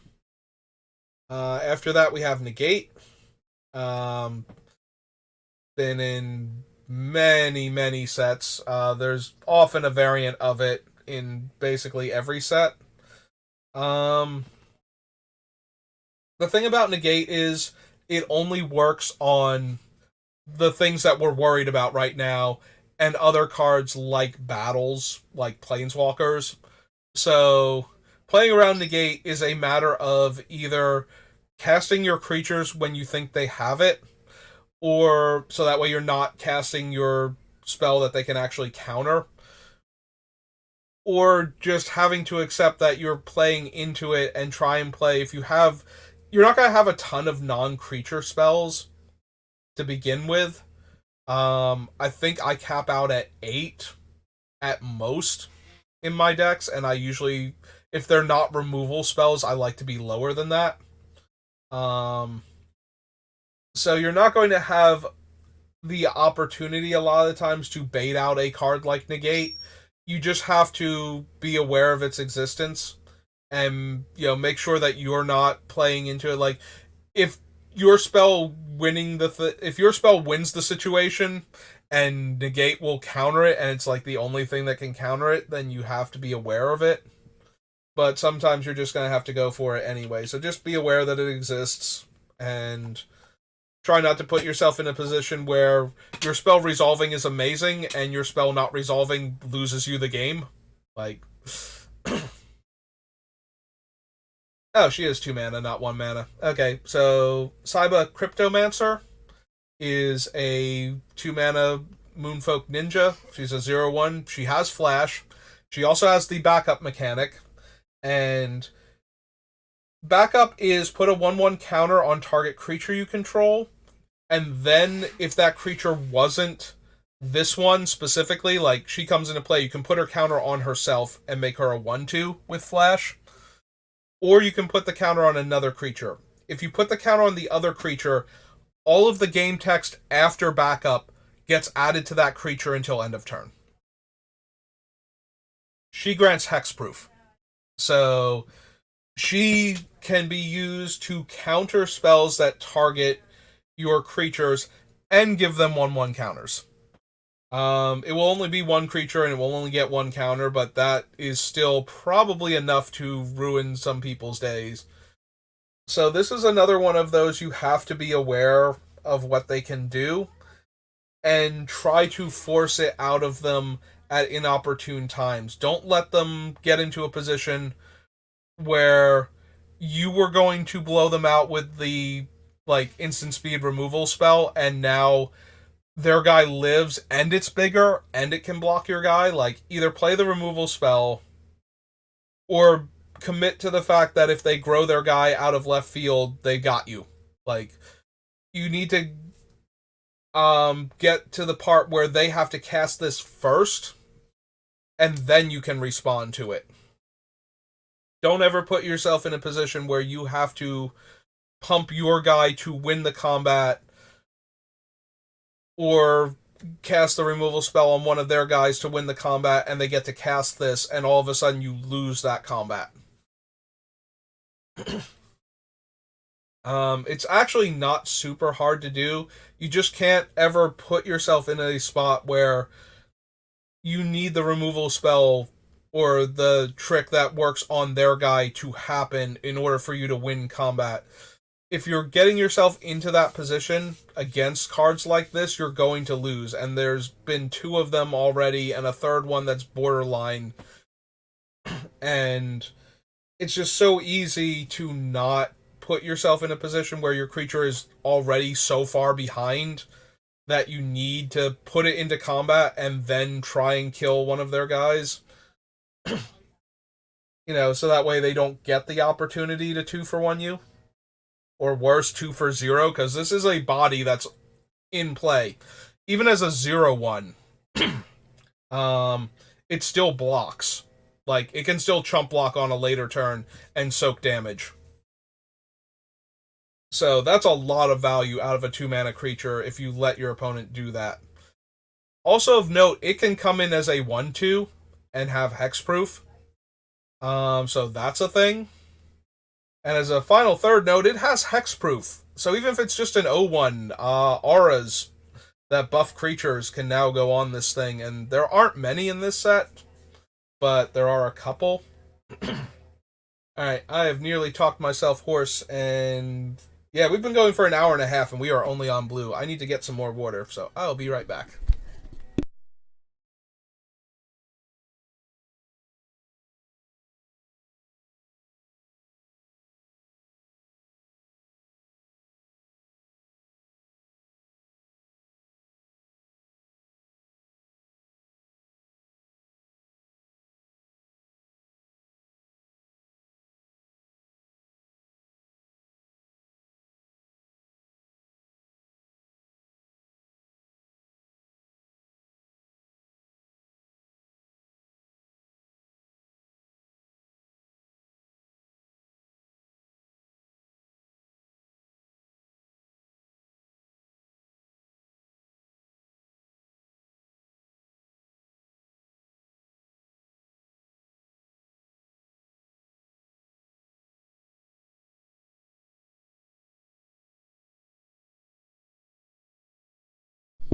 Sorry about that.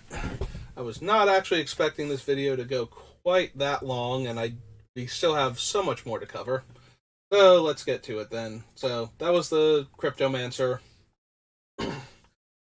It's relatively easy to play around. Like, its bigger problems are that it is a body that can come into play at instant speed to mess up combat math and to throw around a 1-1 counter.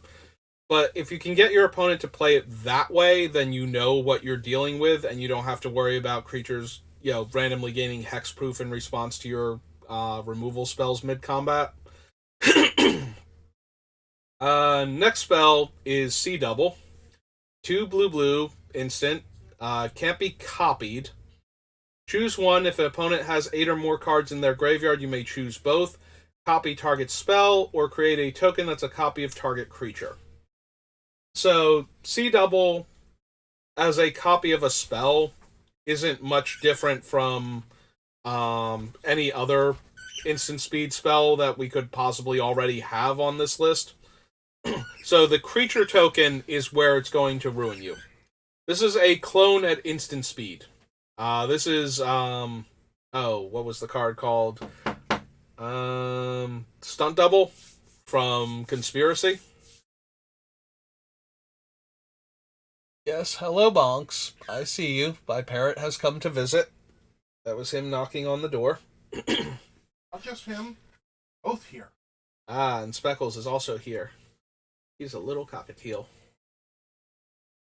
So the ability to suddenly have another copy of a creature is way more of a problem than copying the spell. The spell you were already playing around, maybe. Suddenly having a flash version of a creature they already had in play is way more problematic.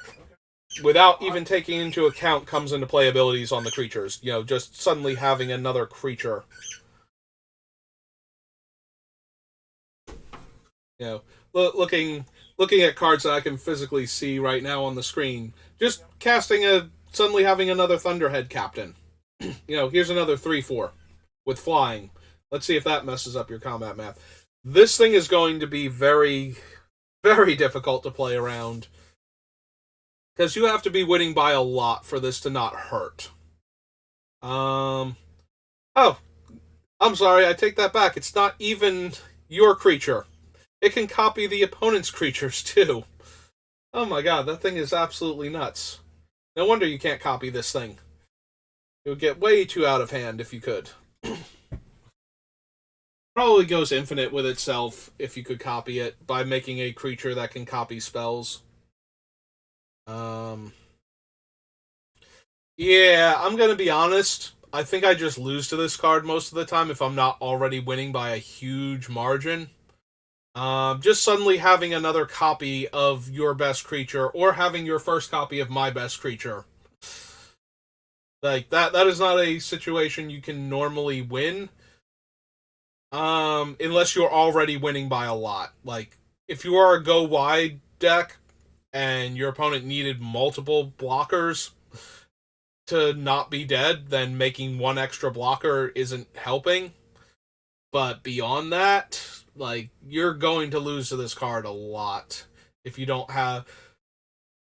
This is more situational. You're going to need to have a way to respond. Like, if you can kill the thing that they're making a copy of in response to them doing it, then they don't get the copy. And if it's theirs, they lose the thing. And if it's yours, it depends on whether or not you could afford them making a copy of it. Whether or not it was just better to kill your own guy before they got a copy of it. But, yeah. Beyond that, it's going to be what do you have available to work with when this thing comes up, because this thing is going to ruin people. Yeah, I got nothing else for this one. This is just going to be one of those ones where when it happens, you're going to have to try and deal with it as best you can, because it is not a thing you can just plan for. Like, it has so many options on it. Just for the, like, just look at every creature that you have and every creature they have, and if they suddenly had another copy of one of those creatures in play, how bad would that be for you right now? And if the answer is terrible if I attack, then you don't attack. If it's terrible, because I'm just going to lose the game because it would be another flyer, and now they have lethal damage, then you have to try to play as though they don't have it, or hold your like if you weren't holding an answer to kill the flyer beforehand, which is weird because apparently you're dead to it in 2 turns, and now 1 turn. But yeah, this thing is going to be an absolute nightmare to play around, so I wish you luck with that one. Fortunately, it is a rare, so. Alright, Transcendent Message is a big old card draw spell, so it falls in the same category as those other ones. Wicked Slumber. This one's really mean. Like, I am not a fan of stun counters because of things like this. So, Wicked Slumber has Convoke. It's a 4-mana instant. It lets you tap up to 2 target creatures. Then you put a stun counter on one of them. Then you can put a stun counter on one of them again. Note that this can be the same creature. If one of their creatures is mildly annoying and the other one is terrifying, you can put both stun counters on the terrifying one. So you tap down the one so it can't attack or block, and you lock down the other one for 2 of their untap steps, which means their creature could be locked down for 3 consecutive turns. Like, you go to combat, you tap their guy and put 2 stun counters on it, and attack. Then next turn it doesn't untap, and you get to attack. Then next turn it doesn't untap, and you get to attack. Then next turn, it finally untaps again.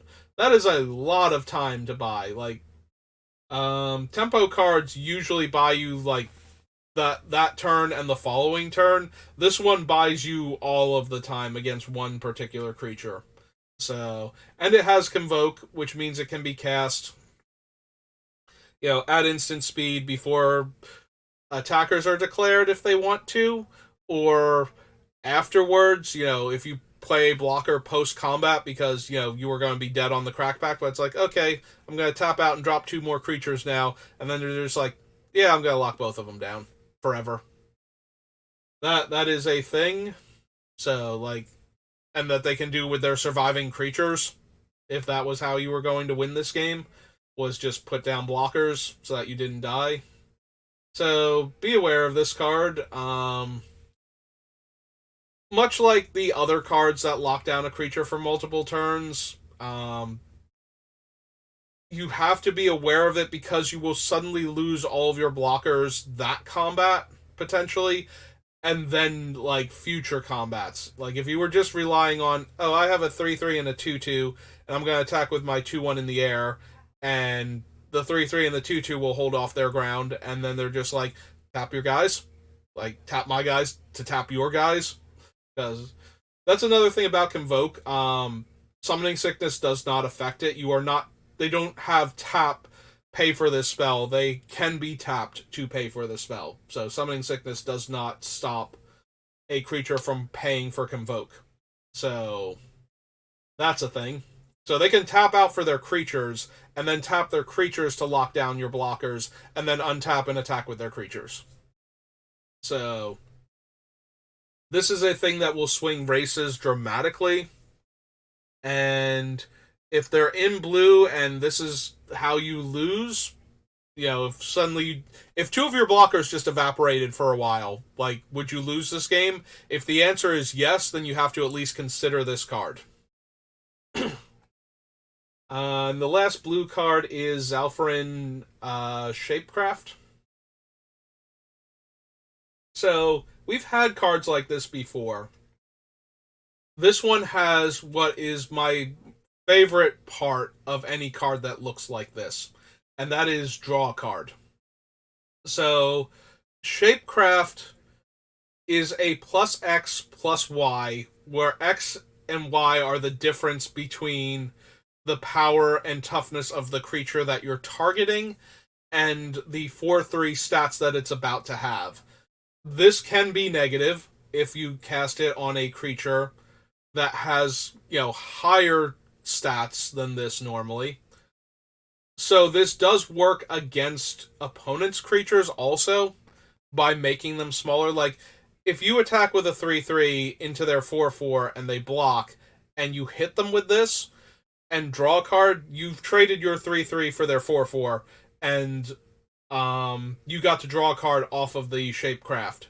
So that is a thing. So that is a very real thing this card can do. It also, lets your 1/1 eat a 2/2 and draw you a card. Or trade with a 3/3 and draw you a card. Um, it also lets you trade up your other guys for up to 4 toughness worth of creature. So that is a thing that Shapecraft can do. And it draws you a card. Usually I don't like these things that, your creature is a 5/5 until end of turn, or your creature is a 4/5. But when you get to draw a card off of that, that changes the value of this card dramatically. The one downside to this card is that out of all of them, you do have to cast it if you commit to it. Like, if I put my 1/1 in front of your 4/4, I am committing to casting this, and if you have the trick to kill the 1/1 in response, I'm going to lose the 1/1 and this card and not draw a card and be sad. So, that is the best way to play around cards like this, is to, the same way you have to with the other ones, is get them in a position where they have to cast it first. And out of all of them, this is the one that they normally have to cast first. So it's still not great, but it is playable, and drawing the card gives it a lot more utility than it otherwise would have. Like, I would not run one of these just because it turned my guy into a 4/3. I don't like running a card like this when it turns my guy into a 5/5. And that wins a lot more combats than a 3 toughness creature does.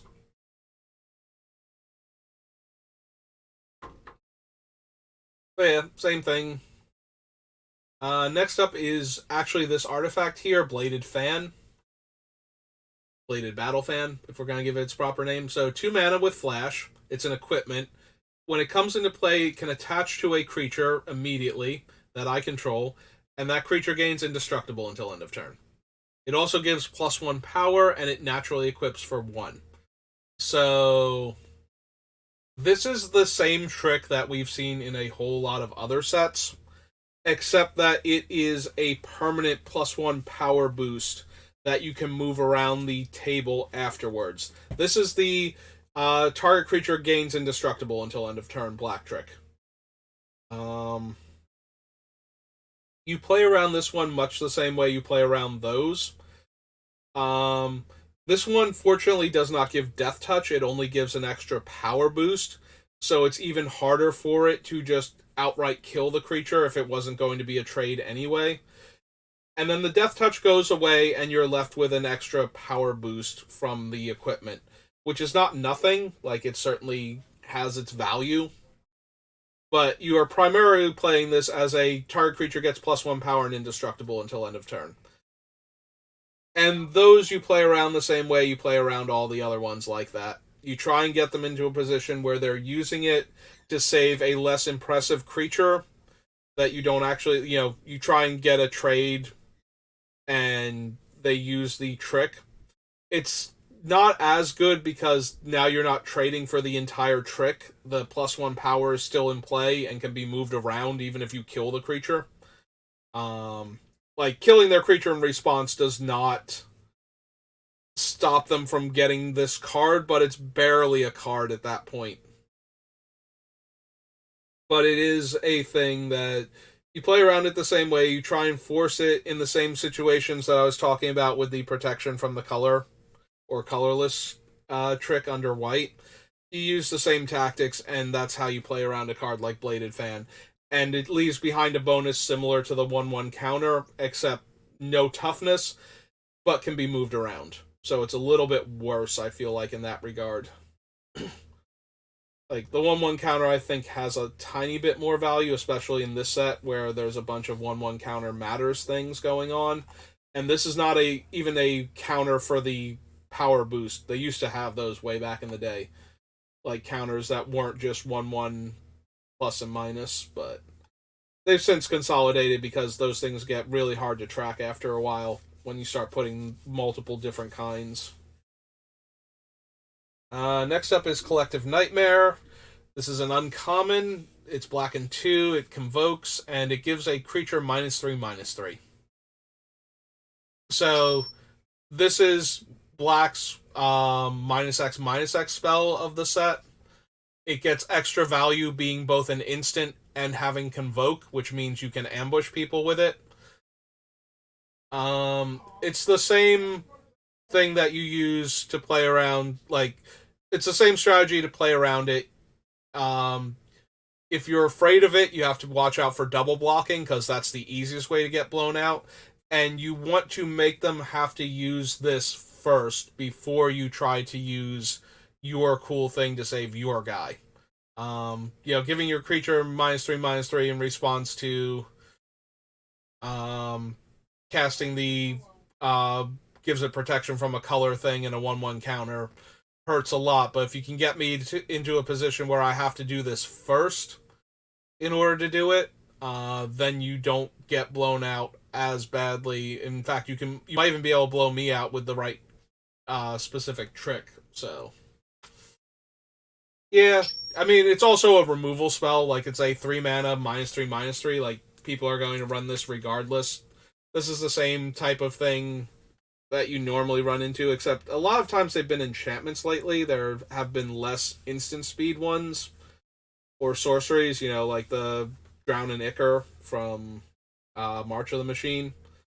But it's still the same basic principle. It's a removal spell that can double as a combat trick by shrinking the creature in combat. And -3/-3 is enough that it's probably just going to win that one combat. So maybe be careful with like your 4/4 or your 4/5 or something if you're afraid of this card, but don't let it take the damage that would be necessary for it to die to this one specifically. But that is all there is to it. It's a removal spell that can happen at instant speed, so you have to be aware of it. And it's a less specific one. It's like a burn spell for creatures, but it can also affect their combat math. Yes, hello, Speckles. Welcome back. I see you have flown in here of your own accord. So next up is Corrupted Conviction. This is a name change reprint of Village Rites. Lets you sacrifice a creature in order to draw 2 cards. You can only do this once. It's an additional cost to cast the spell. The spell's effect is you draw 2 cards. We've seen these before. They are more relevant when the creature has a death trigger, which a bunch of creatures in this set have. But those creatures still have to be on board. There is no flash creature with a death trigger at the same time. Speckles, you are peeking my microphone. Not that I don't do that, but... he's flying wildly through the house because he's all excited. And he's back. So... you'll know when they can trigger a creature's death effect by casting this, by having the creature already be in play. Got Etch Familiar down here, where if it dies, each opponent loses 2 life and you gain 2 life. Like, you'll know that that's in play already. So you will know that their creature dying can drain you 2. And, for ones that actually have effects that can create situations in combat, like a creature that dies into another creature or into an incubation token. Although I think you flip those at... oh, no, you don't flip those at sorcery speed, right? The incubation tokens, you can just pay the 2 as 2, transform it. Yep, okay, so yeah, you can pay the 2 to flip the incubation tokens. They are not sorcery speed. So yeah, if that's the problem, like them flipping into the other thing is the issue, do it before combat so that way you know if they're going to sack their guy ahead of time with a card like this. And past that, I mean, it's just, they're going to use it when you try and kill their guy to get value out of it, so... but it will still result in their guy being dead, so it doesn't save them from removal, it just lets them basically trade their guy and the card So it's a lot like God, what are they called? Tormenting Voice. It's functionally a Tormenting Voice that they had to wait for you to do something before they could cast it. And the card that they're discarding was something they spent mana on that's already in play. But yeah, end of the day, it's just a Tormenting Voice that they got to cast only because you killed their creature. So it's more important to know what the creature's dying would do to you than what the actual Corrupted Conviction is doing, because that in and of itself is not doing anything. So next to that, though, is Deadly Derision, which is the premier limited removal spell for black, I think. It is 4 mana at instant speed, it kills a creature or planeswalker, and makes you a treasure. This is Grim Bounty from Forgotten Realms at instant speed.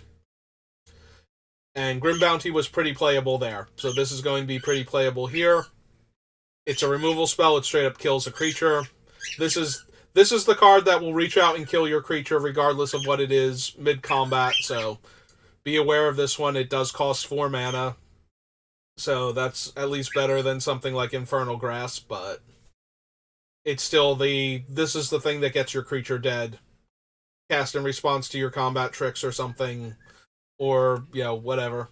This is the card that's going to get you when, you're trying to figure out, like, well, if they have a removal spell for my guy, this is the one that removes your guy, regardless of what it was. So, and no amount of pump spells, like the -3/-3, or any of the burn spells, or even the fight effects, even though they're, like, really potent fight effect for the one card. This is the one that's guaranteed to get you, if it resolves, so.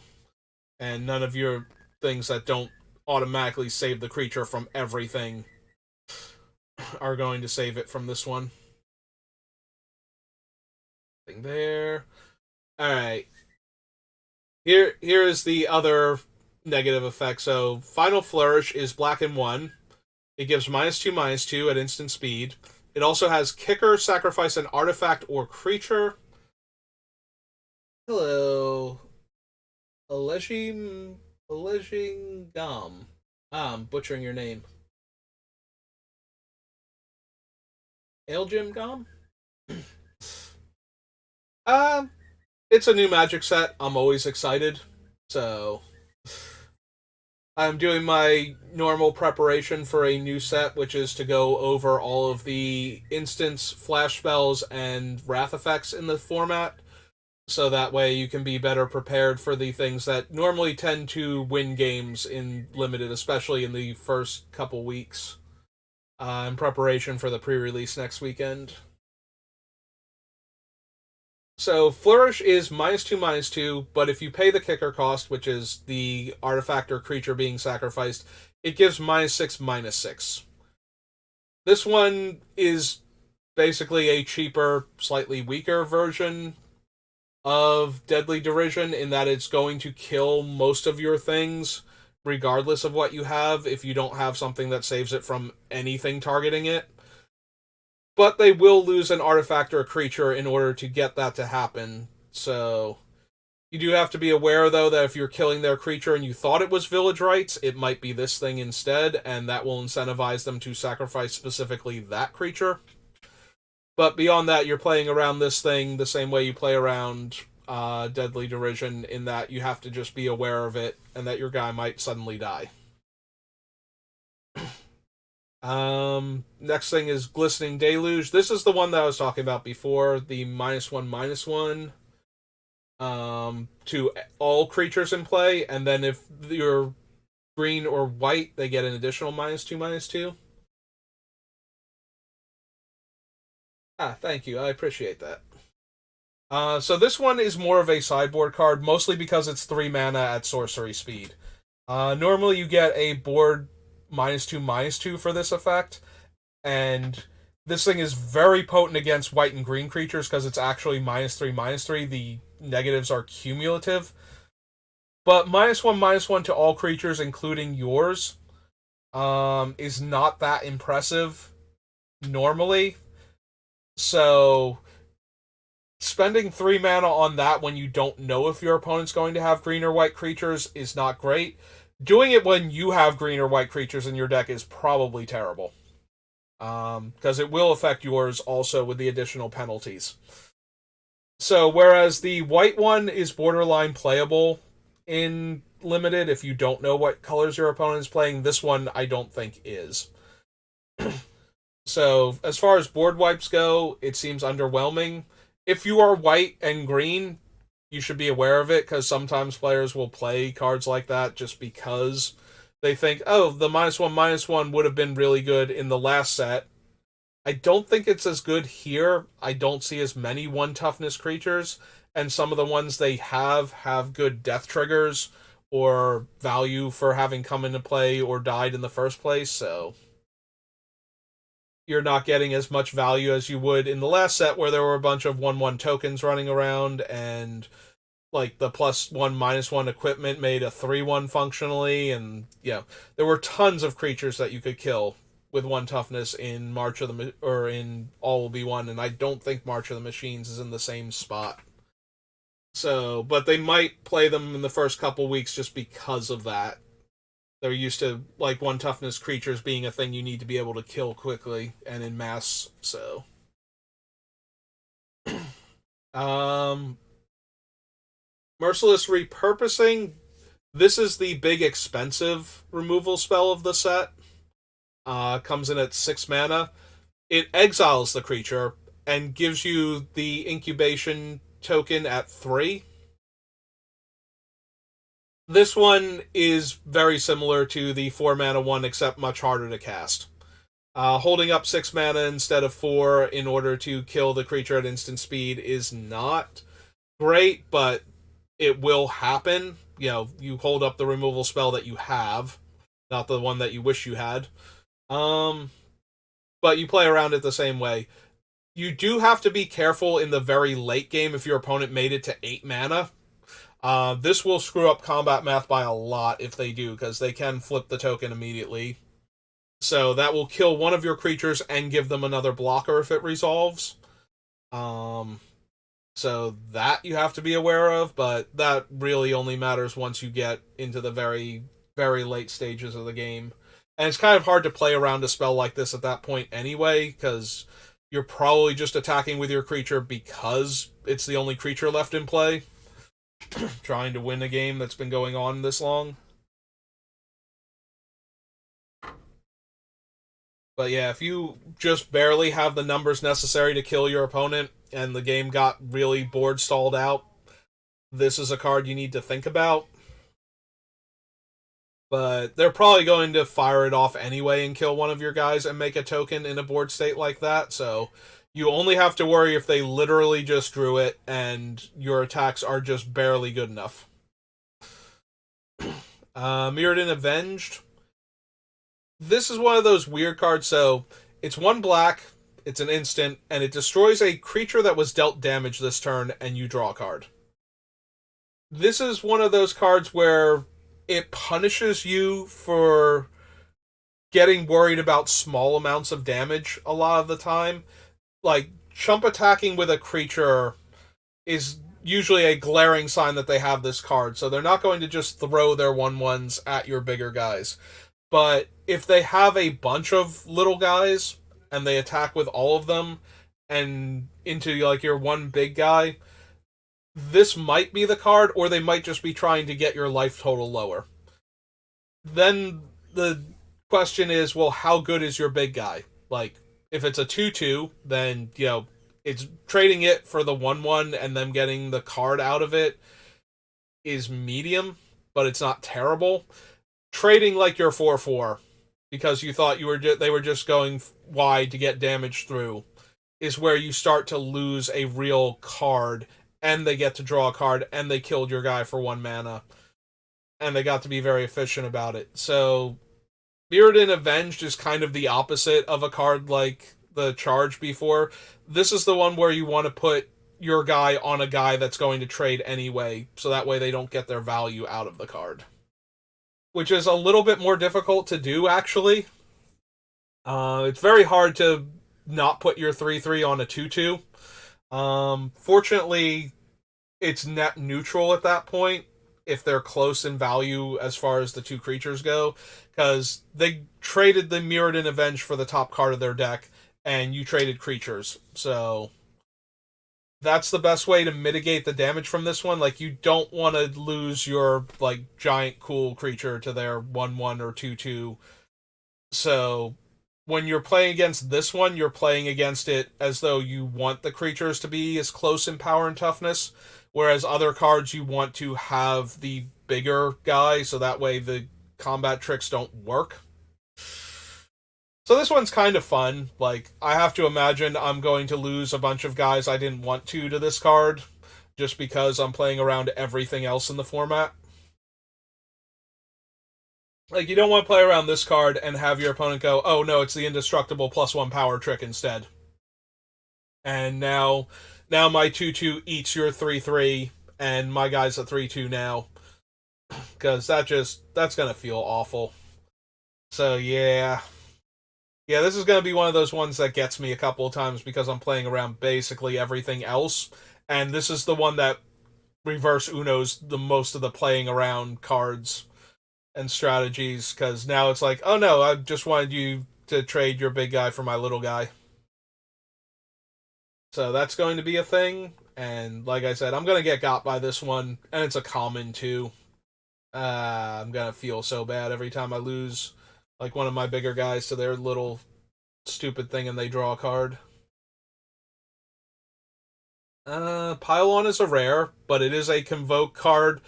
Again, this is the same as the 4 mana one. It's an instant, it costs 4 mana, it has Convoke for extra being able to cast it whenever you need it to, and it destroys a creature or planeswalker, and lets you surveil too. So all upside. It's a rare, so it's better than the common removal spell, but it's functionally the same card in how you play with it and against it. Unseal the Necropolis. It mills you 3 cards, and then you can return 2 creature cards from your graveyard to your hand. Has no effect on combat. It's functionally a lot like the card draw spells. It's something to do with your mana if your opponent doesn't play into it. And the last one, is Vanquish the Weak, which is a reprint. It's 3 mana and destroys a creature with power 3 or less. This is one of those ones where you don't want to cast this in combat if your opponent has open mana. You either want to kill their creature before combat, so if they have the pump effect and they want to cancel it out, they have to do it and you'll know about it. Or you want to do it in response to the pump spell. You never want to be the one to lead with this one in the middle of combat. Don't get cute with this one, because there are a lot of power pumping, specifically combat tricks in this set, and suddenly finding yourself facing down a 4+ power creature and losing your Vanquish the Weak is going to get you ruined. So yeah, don't be cute with this one. If you're going to use it to kill a creature, either you have to hold it the entire time, like if they don't go for it, then you're consigning yourself to trading with them. But if you try and use it to win combat because you thought they were going to use a pump spell and they didn't, and then you lose your Vanquish the Weak and you lose your guy and they keep their creature, it's going to be awful. So that is Vanquish the Weak, and we can move on. Speaking of things that pump power, Burning Sun's Fury has Convoke and gives 2 target creatures +2 and haste until end of turn. This one is only relevant to play around if you're using cards that care about the creature's power. If you don't use cards that care about power specifically, then you're not really playing around this one that much. Like, yes, you don't want to block their 2/2 with your 4/4 when you can block it with your 3/3, but that kind of stuff. We have a bunch of other things that are boosting power only, and we're going to get a few more as we go through this. So that was already a known quantity, so Burning Sun's Fury doesn't add much to that. It's more about its potential to add haste to creatures so that you can attack with them, but then it's not going to be cast at instant speed. It's going to be cast during the main phase to buff the creatures up and let them attack. So at least you'll know about it then. This one, on the other hand, coming in hot, is a variant that we see a lot. This is the +1 power and first strike. Um, so this one is the one where you don't want to block the 2/2 with your 3/3. You want to block with the 4/4. And the other one is the one where you don't want to block with the 4/4. You want to block with the 3/3. Yep. At least this one, they have to have one red mana up to cast it. Whereas this one, they can tap down their creatures to do it. So maybe if they're tapped out, you at least know which one it is. But this is one of those ones where you're going to be incentivized to block with the much larger creature, and then a card like Burning Sun's Fury gets you. It's also bad because the one black mana combat trick will then kill your creature regardless of what you blocked with.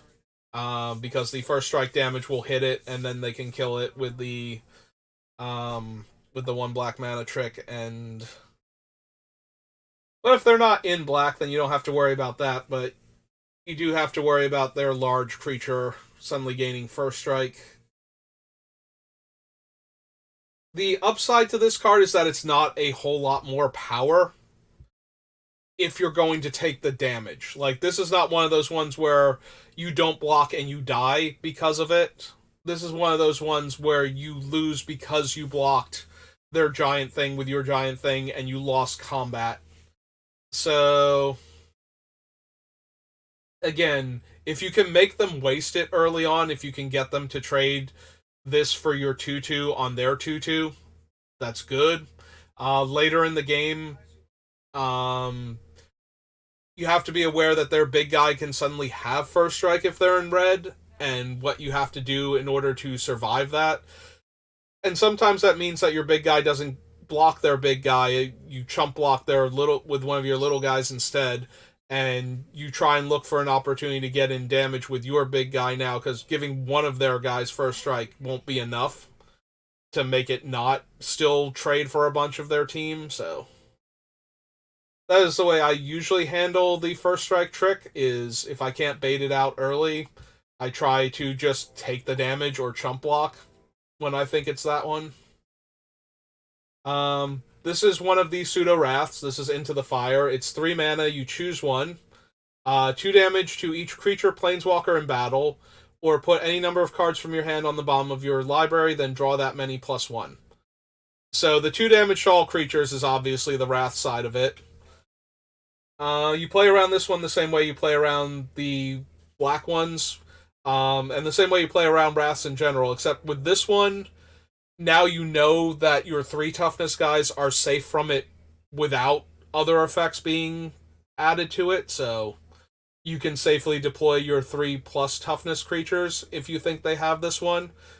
And if they attack with all of their smaller guys into your bigger guys, you play around it the same way you play around the charge, which is you put your big guys on their little guys, and you make trades with your little guys against their same little guys, and you chump block the larger ones, so that way you don't run into a position where they kill all of your creatures, and they won't get to keep any of theirs because this is only damage, not pump toughness. But it works on the same principle. If you can put your big guy on their little guy and keep your big guy through the 2 damage and lose one of your guys that was going to die anyway, and then you wind up losing the 3 toughness ones to blocking 2 power guys, then that's usually okay. As long as you don't lose your 5/5 to their 3/3 attacking because you block that one. And then of course you run into the problem of now the first strike trick might get one of your things that it wouldn't have gotten otherwise. But you can't play around everything all of the time, and this one has the more blowout potential anyway. It is a rare though, so you don't have to always worry about it, but you do need to be aware of it like any other Wrath effect. And now we get the equipment that has flash. So this is another +2 power card, and that's what it is. You spend a red mana, it comes into play, the creature gets +2 power. So now we've had 2 of those that can be cast for almost no mana. Fortunately, they're not giving out toughness, so that is the other thing. Like, I talked about blocking their 2/2 with your 4/4. If you have a 4/4 and a 2/2, and you block their 2/2, that forces out the first strike trick, and it still trades for any of the +2 power tricks, so they won't even bother casting them. So we've got that going on for us. So yeah, don't trade your 4/4 for their 2/2. Try and trade your 2/2 for their 2/2, because none of these things are working for that. So in that regard, we should be much safer. Shatter the Source is red's like, I'm expensive but I kill most things spell. It's 6 mana at instant speed to deal 6 damage to a creature, planeswalker, or battle, or destroy an artifact, and it has Convoke. So this is a thing that can reasonably happen on like turn 4 to kill your big guy, like tap 2 of their guys and spend all of their mana and kill your big scary creature. But other than that, it's functioning the same as the black removal spells. It's just the red one. The next one we have is a little bit different because that is Stoke the Flame. So it has all of the upside of the other cards, where it's going to deal 4 damage to your creature or planeswalker or battle, and has Convoke, but it also can go to your face. So this is going to be one of those cards that will end the game where you almost stabilized, because it can deal 4 damage to your face, and 4 damage is an awful lot. It is hard to stay out of range of this one. Stoke the Flames is so good that it's probably better if you can convince your opponent to kill one of your creatures with it. Because most of the other red burn nowadays does not go everywhere. Like, this one only hits creatures and other things.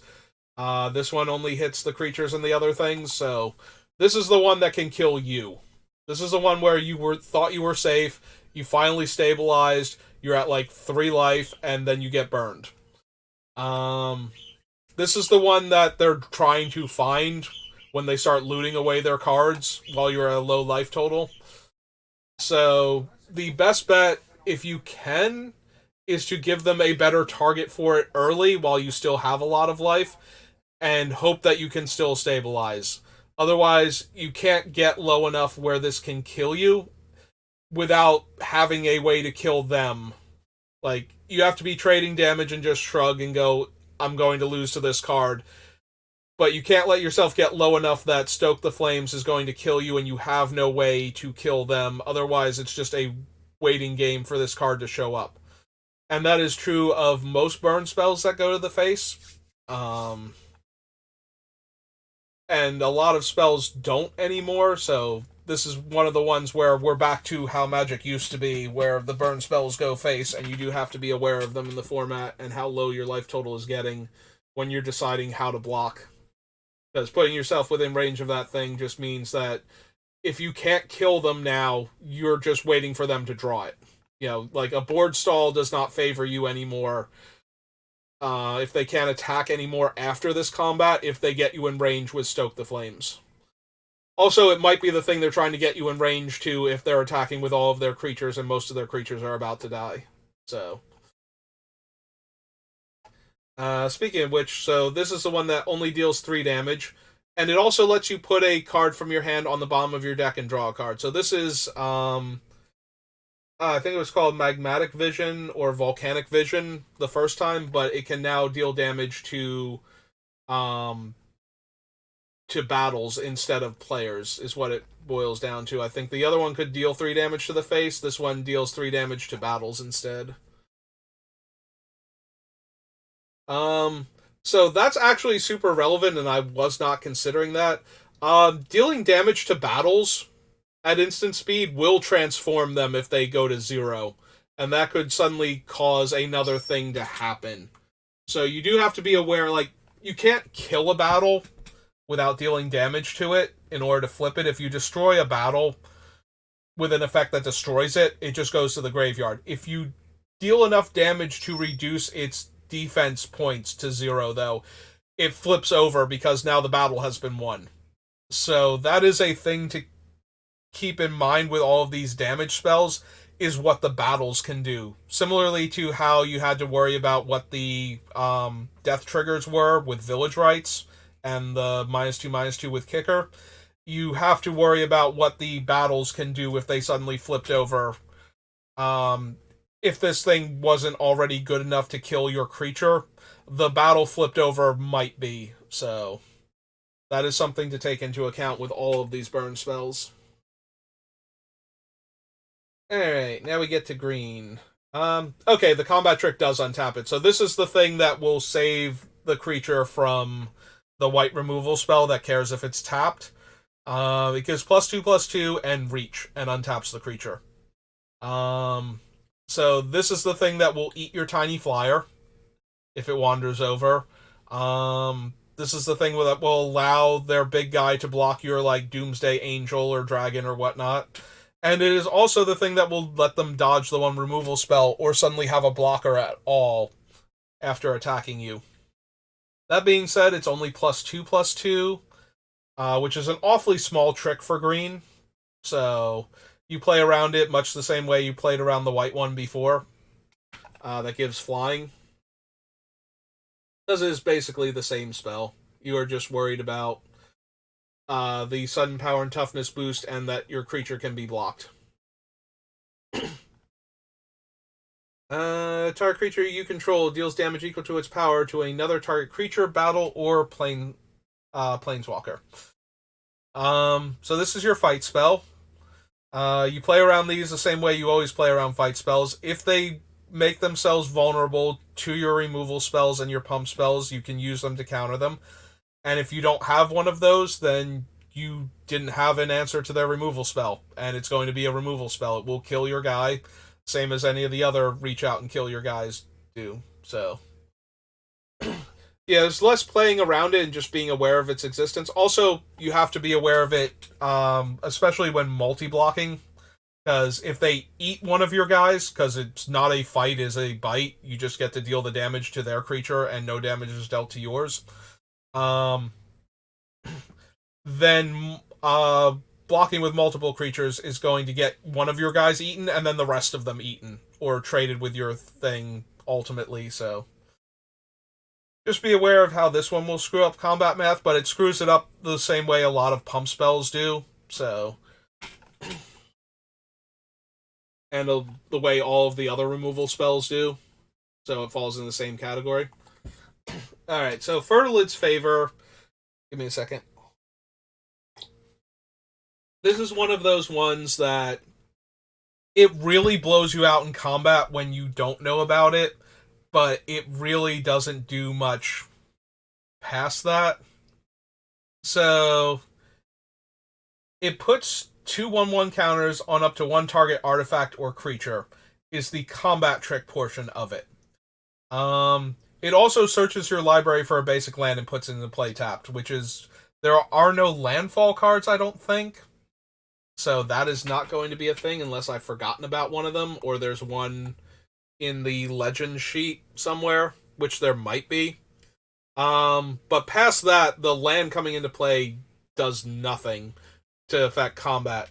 So we have had cards like this before, like Tawnos' Tinkering and whatnot, where it's like, it untaps the creature and puts 2/1/1 counters on it. This doesn't even untap the creature. This only puts the 2/1/1 counters on it. It costs a ton of mana, because 4 is insane for a combat trick. Like, 4 is way too much. So, playing around it becomes knowing that it exists and being more worried that your opponent is trying to fix their colors or ramp, and that's why this thing is in there. Because this thing costs more than a typical ramp spell, so they either have to be going huge, and, where they would run a 4-mana spell to ramp themselves, or they have to be running a lot of different colors, and they need a way to go find their other color, and this is what they had. Like, this is not a combat trick in the sense that they are running it to get you in combat. This is I'm going to cast this to get a land and buff one of my creatures, and hopefully I get to do it mid-combat and eat something instead of just, or deal the extra 2 points of damage. And at this mana cost, either you should be able to hold up your own spell to respond to it, which is why it targets the player that gets the land out of their deck, because otherwise you'll be able to kill their creature and cancel the entire spell out. Or you should be able to let the thing through, and just take the extra 2 damage if this is what it is. So that way, or block it with enough stuff so that way it will die regardless of the 2/1/1 counters if you care about killing the creature that badly. Or your life total doesn't let you just take it. Or you can chump block, like a lot of the other combat tricks when they're this big. Because 2/1/1 counters means the thing's always going to be huge. You don't just want to try and trade 2/2 for 2/2 at that point, because then they get to keep a 4/4. So this can be difficult to juggle with the other tricks and the other colors, but not necessarily worried about green cards specifically. But yeah, that thing is just so bad as a combat trick. Its primary function is fixing your land for a color that you're splashing. Next we have the Sandstalker Moloch, who is the most playable out of the hate cards. So it is a 3-mana 4/2 flash.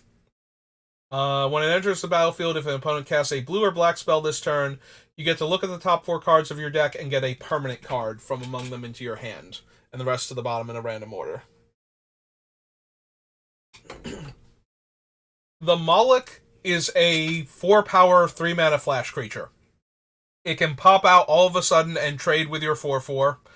And it can come out end of turn to add a 4-power attacker to the board during your next combat step. Those are its 2 main benefits. The fact that you might get a card also if your opponent has cast a blue or black spell is just gravy. It's not great at 2 toughness. Like, you need it to be trading with a 3/3 or better, I feel like. But it can do that. It can just jump out and eat a 3, or trade with a 3/3, or eat a 1/1 or something. So it's already playable at that point, and it can also pop out at the end of the turn to change combat math and the damage race. But that's about it. End of the day, it's a kill a 4-power attack or 4 toughness attacking creature. You traded a card for a card most of the time. Or eat like a 1x, usually, and there aren't a ton of them running around.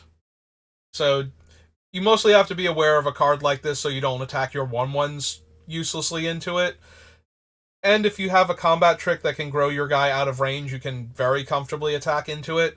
But if you don't, you just have to be aware that this might be the thing that pops out and eats your guy. Also, if you think they have this, don't cast your blue or black spells pre-combat. Try to get them to use it in combat first, just so they don't get the extra card. Seeds of Hope is not anything. You mill 2, you gain 2 life, and you can put a permanent card that was milled into your hand. This card is honestly terrible and does nothing to affect the board at all, so you don't even have to worry about it as far as like what your opponent. If you're the only thing this thing does is hold priority for you on Magic Arena to trick your opponent into thinking you have a better card. Tandem Takedown. This is the brutal one. This is the fight card, or bite card rather, because it's not a fight. It still just deals the damage to the target.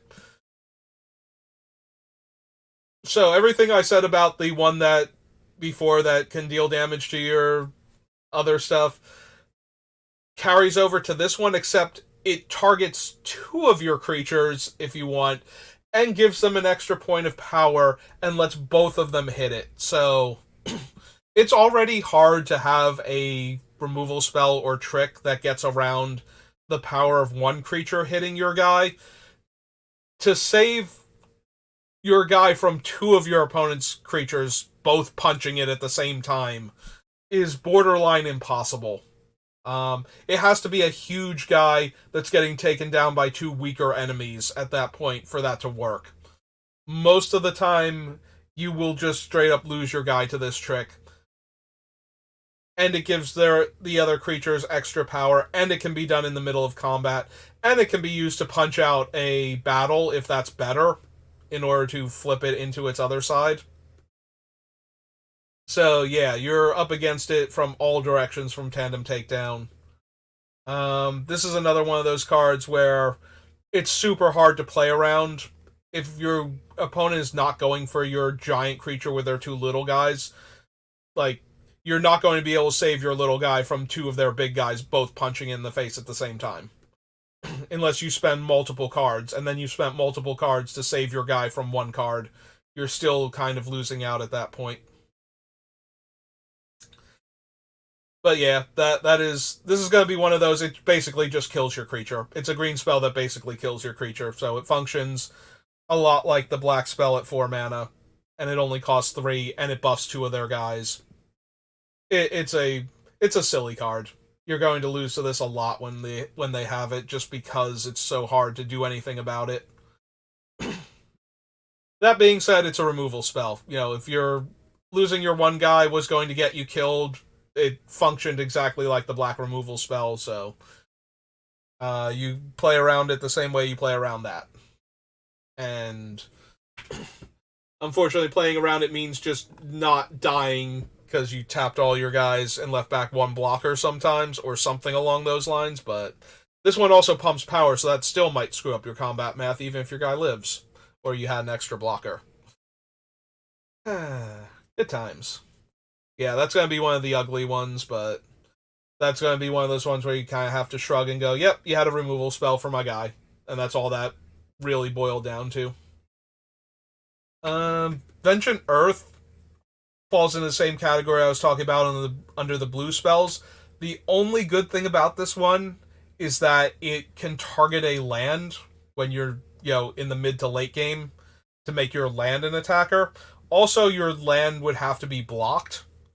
It can also change your creature into a 4/4, which adjusts the stats based on where it started at. So 1/1 gets +3/+3, 5/5 drops down. And it does have to be you control too. So this one doesn't let you do the shenanigans that the other one did, and it doesn't draw you a card. So it's a surprise blocker. It functions a lot like a 4/4 flash creature that goes away at end of combat when determining how you're playing around it. So yes, they can suddenly have a 4/4 on the ground for one turn as an extra blocker. So if your combat math is close, you might have to worry about this, but this is one of those cards that I'm not super worried about, mostly because the card itself is very low impact. Actually, technically, it functions like a deal 4 damage to target blocking creature.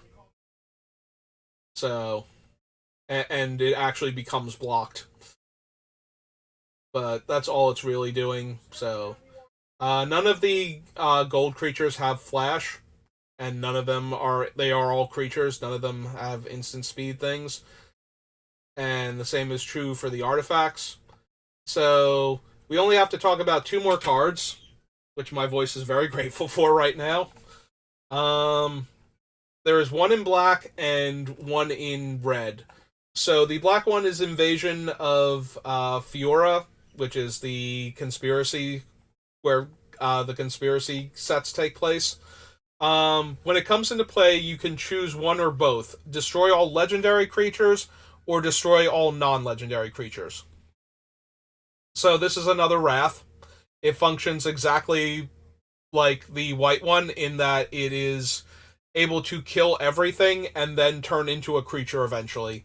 And it turns into Marchesa, who is a 3/6 Menace Death Touch, and she can remove counters from permanents when she attacks, and she can draw you cards Phyrexian Arena style if you didn't take combat damage since your last turn.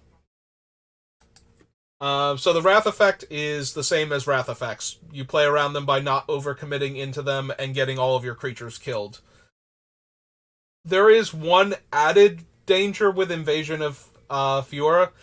If your opponent has a good legendary creature and your creatures are not legendary, they are not playing. They can play another legendary creature onto the board to encourage you to play more stuff, and then wrath all non-legendary creatures. And the same is true if you have a bunch of good legends and they have a bunch of playable non-legend cards.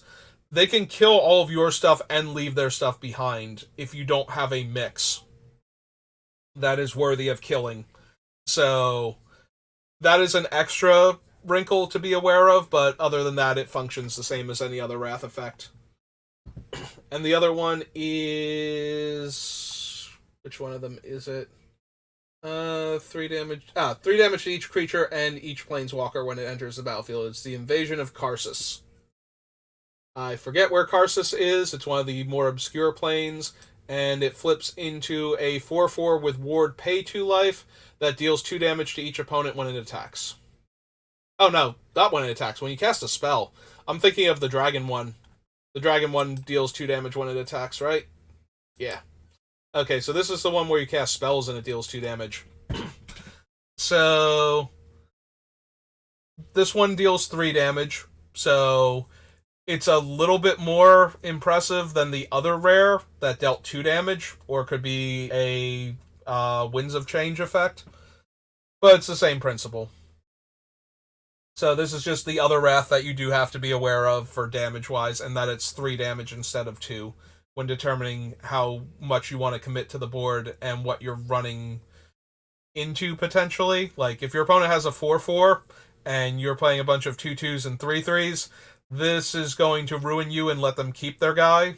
So understand that they're not playing around, like, when they don't play creatures because their guys are bigger than yours and they just have like 2 big creatures in play, it might be something like this, or it might just be that their guys are bigger and they don't need to commit anything else right now.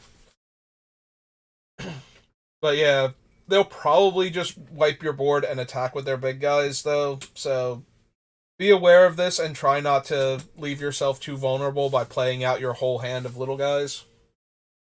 So that way you have blockers on the subsequent turns if they do have this card. And, just have enough little guys that they probably have to cast it pre-combat so that their 4/4 doesn't trade with your 2/2s. Alright, and that is everything in the set. And this video is about an hour longer than I thought it would be, honestly. This is 2.5 hours of going over every single instant, flash spell, and board sweeper. But yeah, that is my mentality going into the new set. These are the cards that I'm most going to be thinking about when trying to figure out how I block and what creatures I'm supposed to play this turn. And I hope that helps. I do watch set reviews also, but I think knowing specifically the tricks and the wraths helps a lot more than knowing all of the cards in general. Obviously, knowing all of the cards and actually knowing all of the cards is helpful, but there's a lot of new information every time a set drops that you have to take in, and I think this is the most important information for the first couple weeks, so that way you know what your opponent can and can't do at instant speed in order to mess you up, and what cards are going to get them like huge value if you play into them. So that's going to do it for me for now. I may or may not be back on later. That was a lot more talking than I thought I was going to do. We'll see what I'm feeling, if I want to do more Final Fantasy VII, or if I want to do like drafts on Arena. But for right now, I just kind of want to eat my dinner. So thank you for watching. Thank you to, again, I'm going to butcher your name, El Jim Gom. And I will see you all next time. Have a good rest of your day.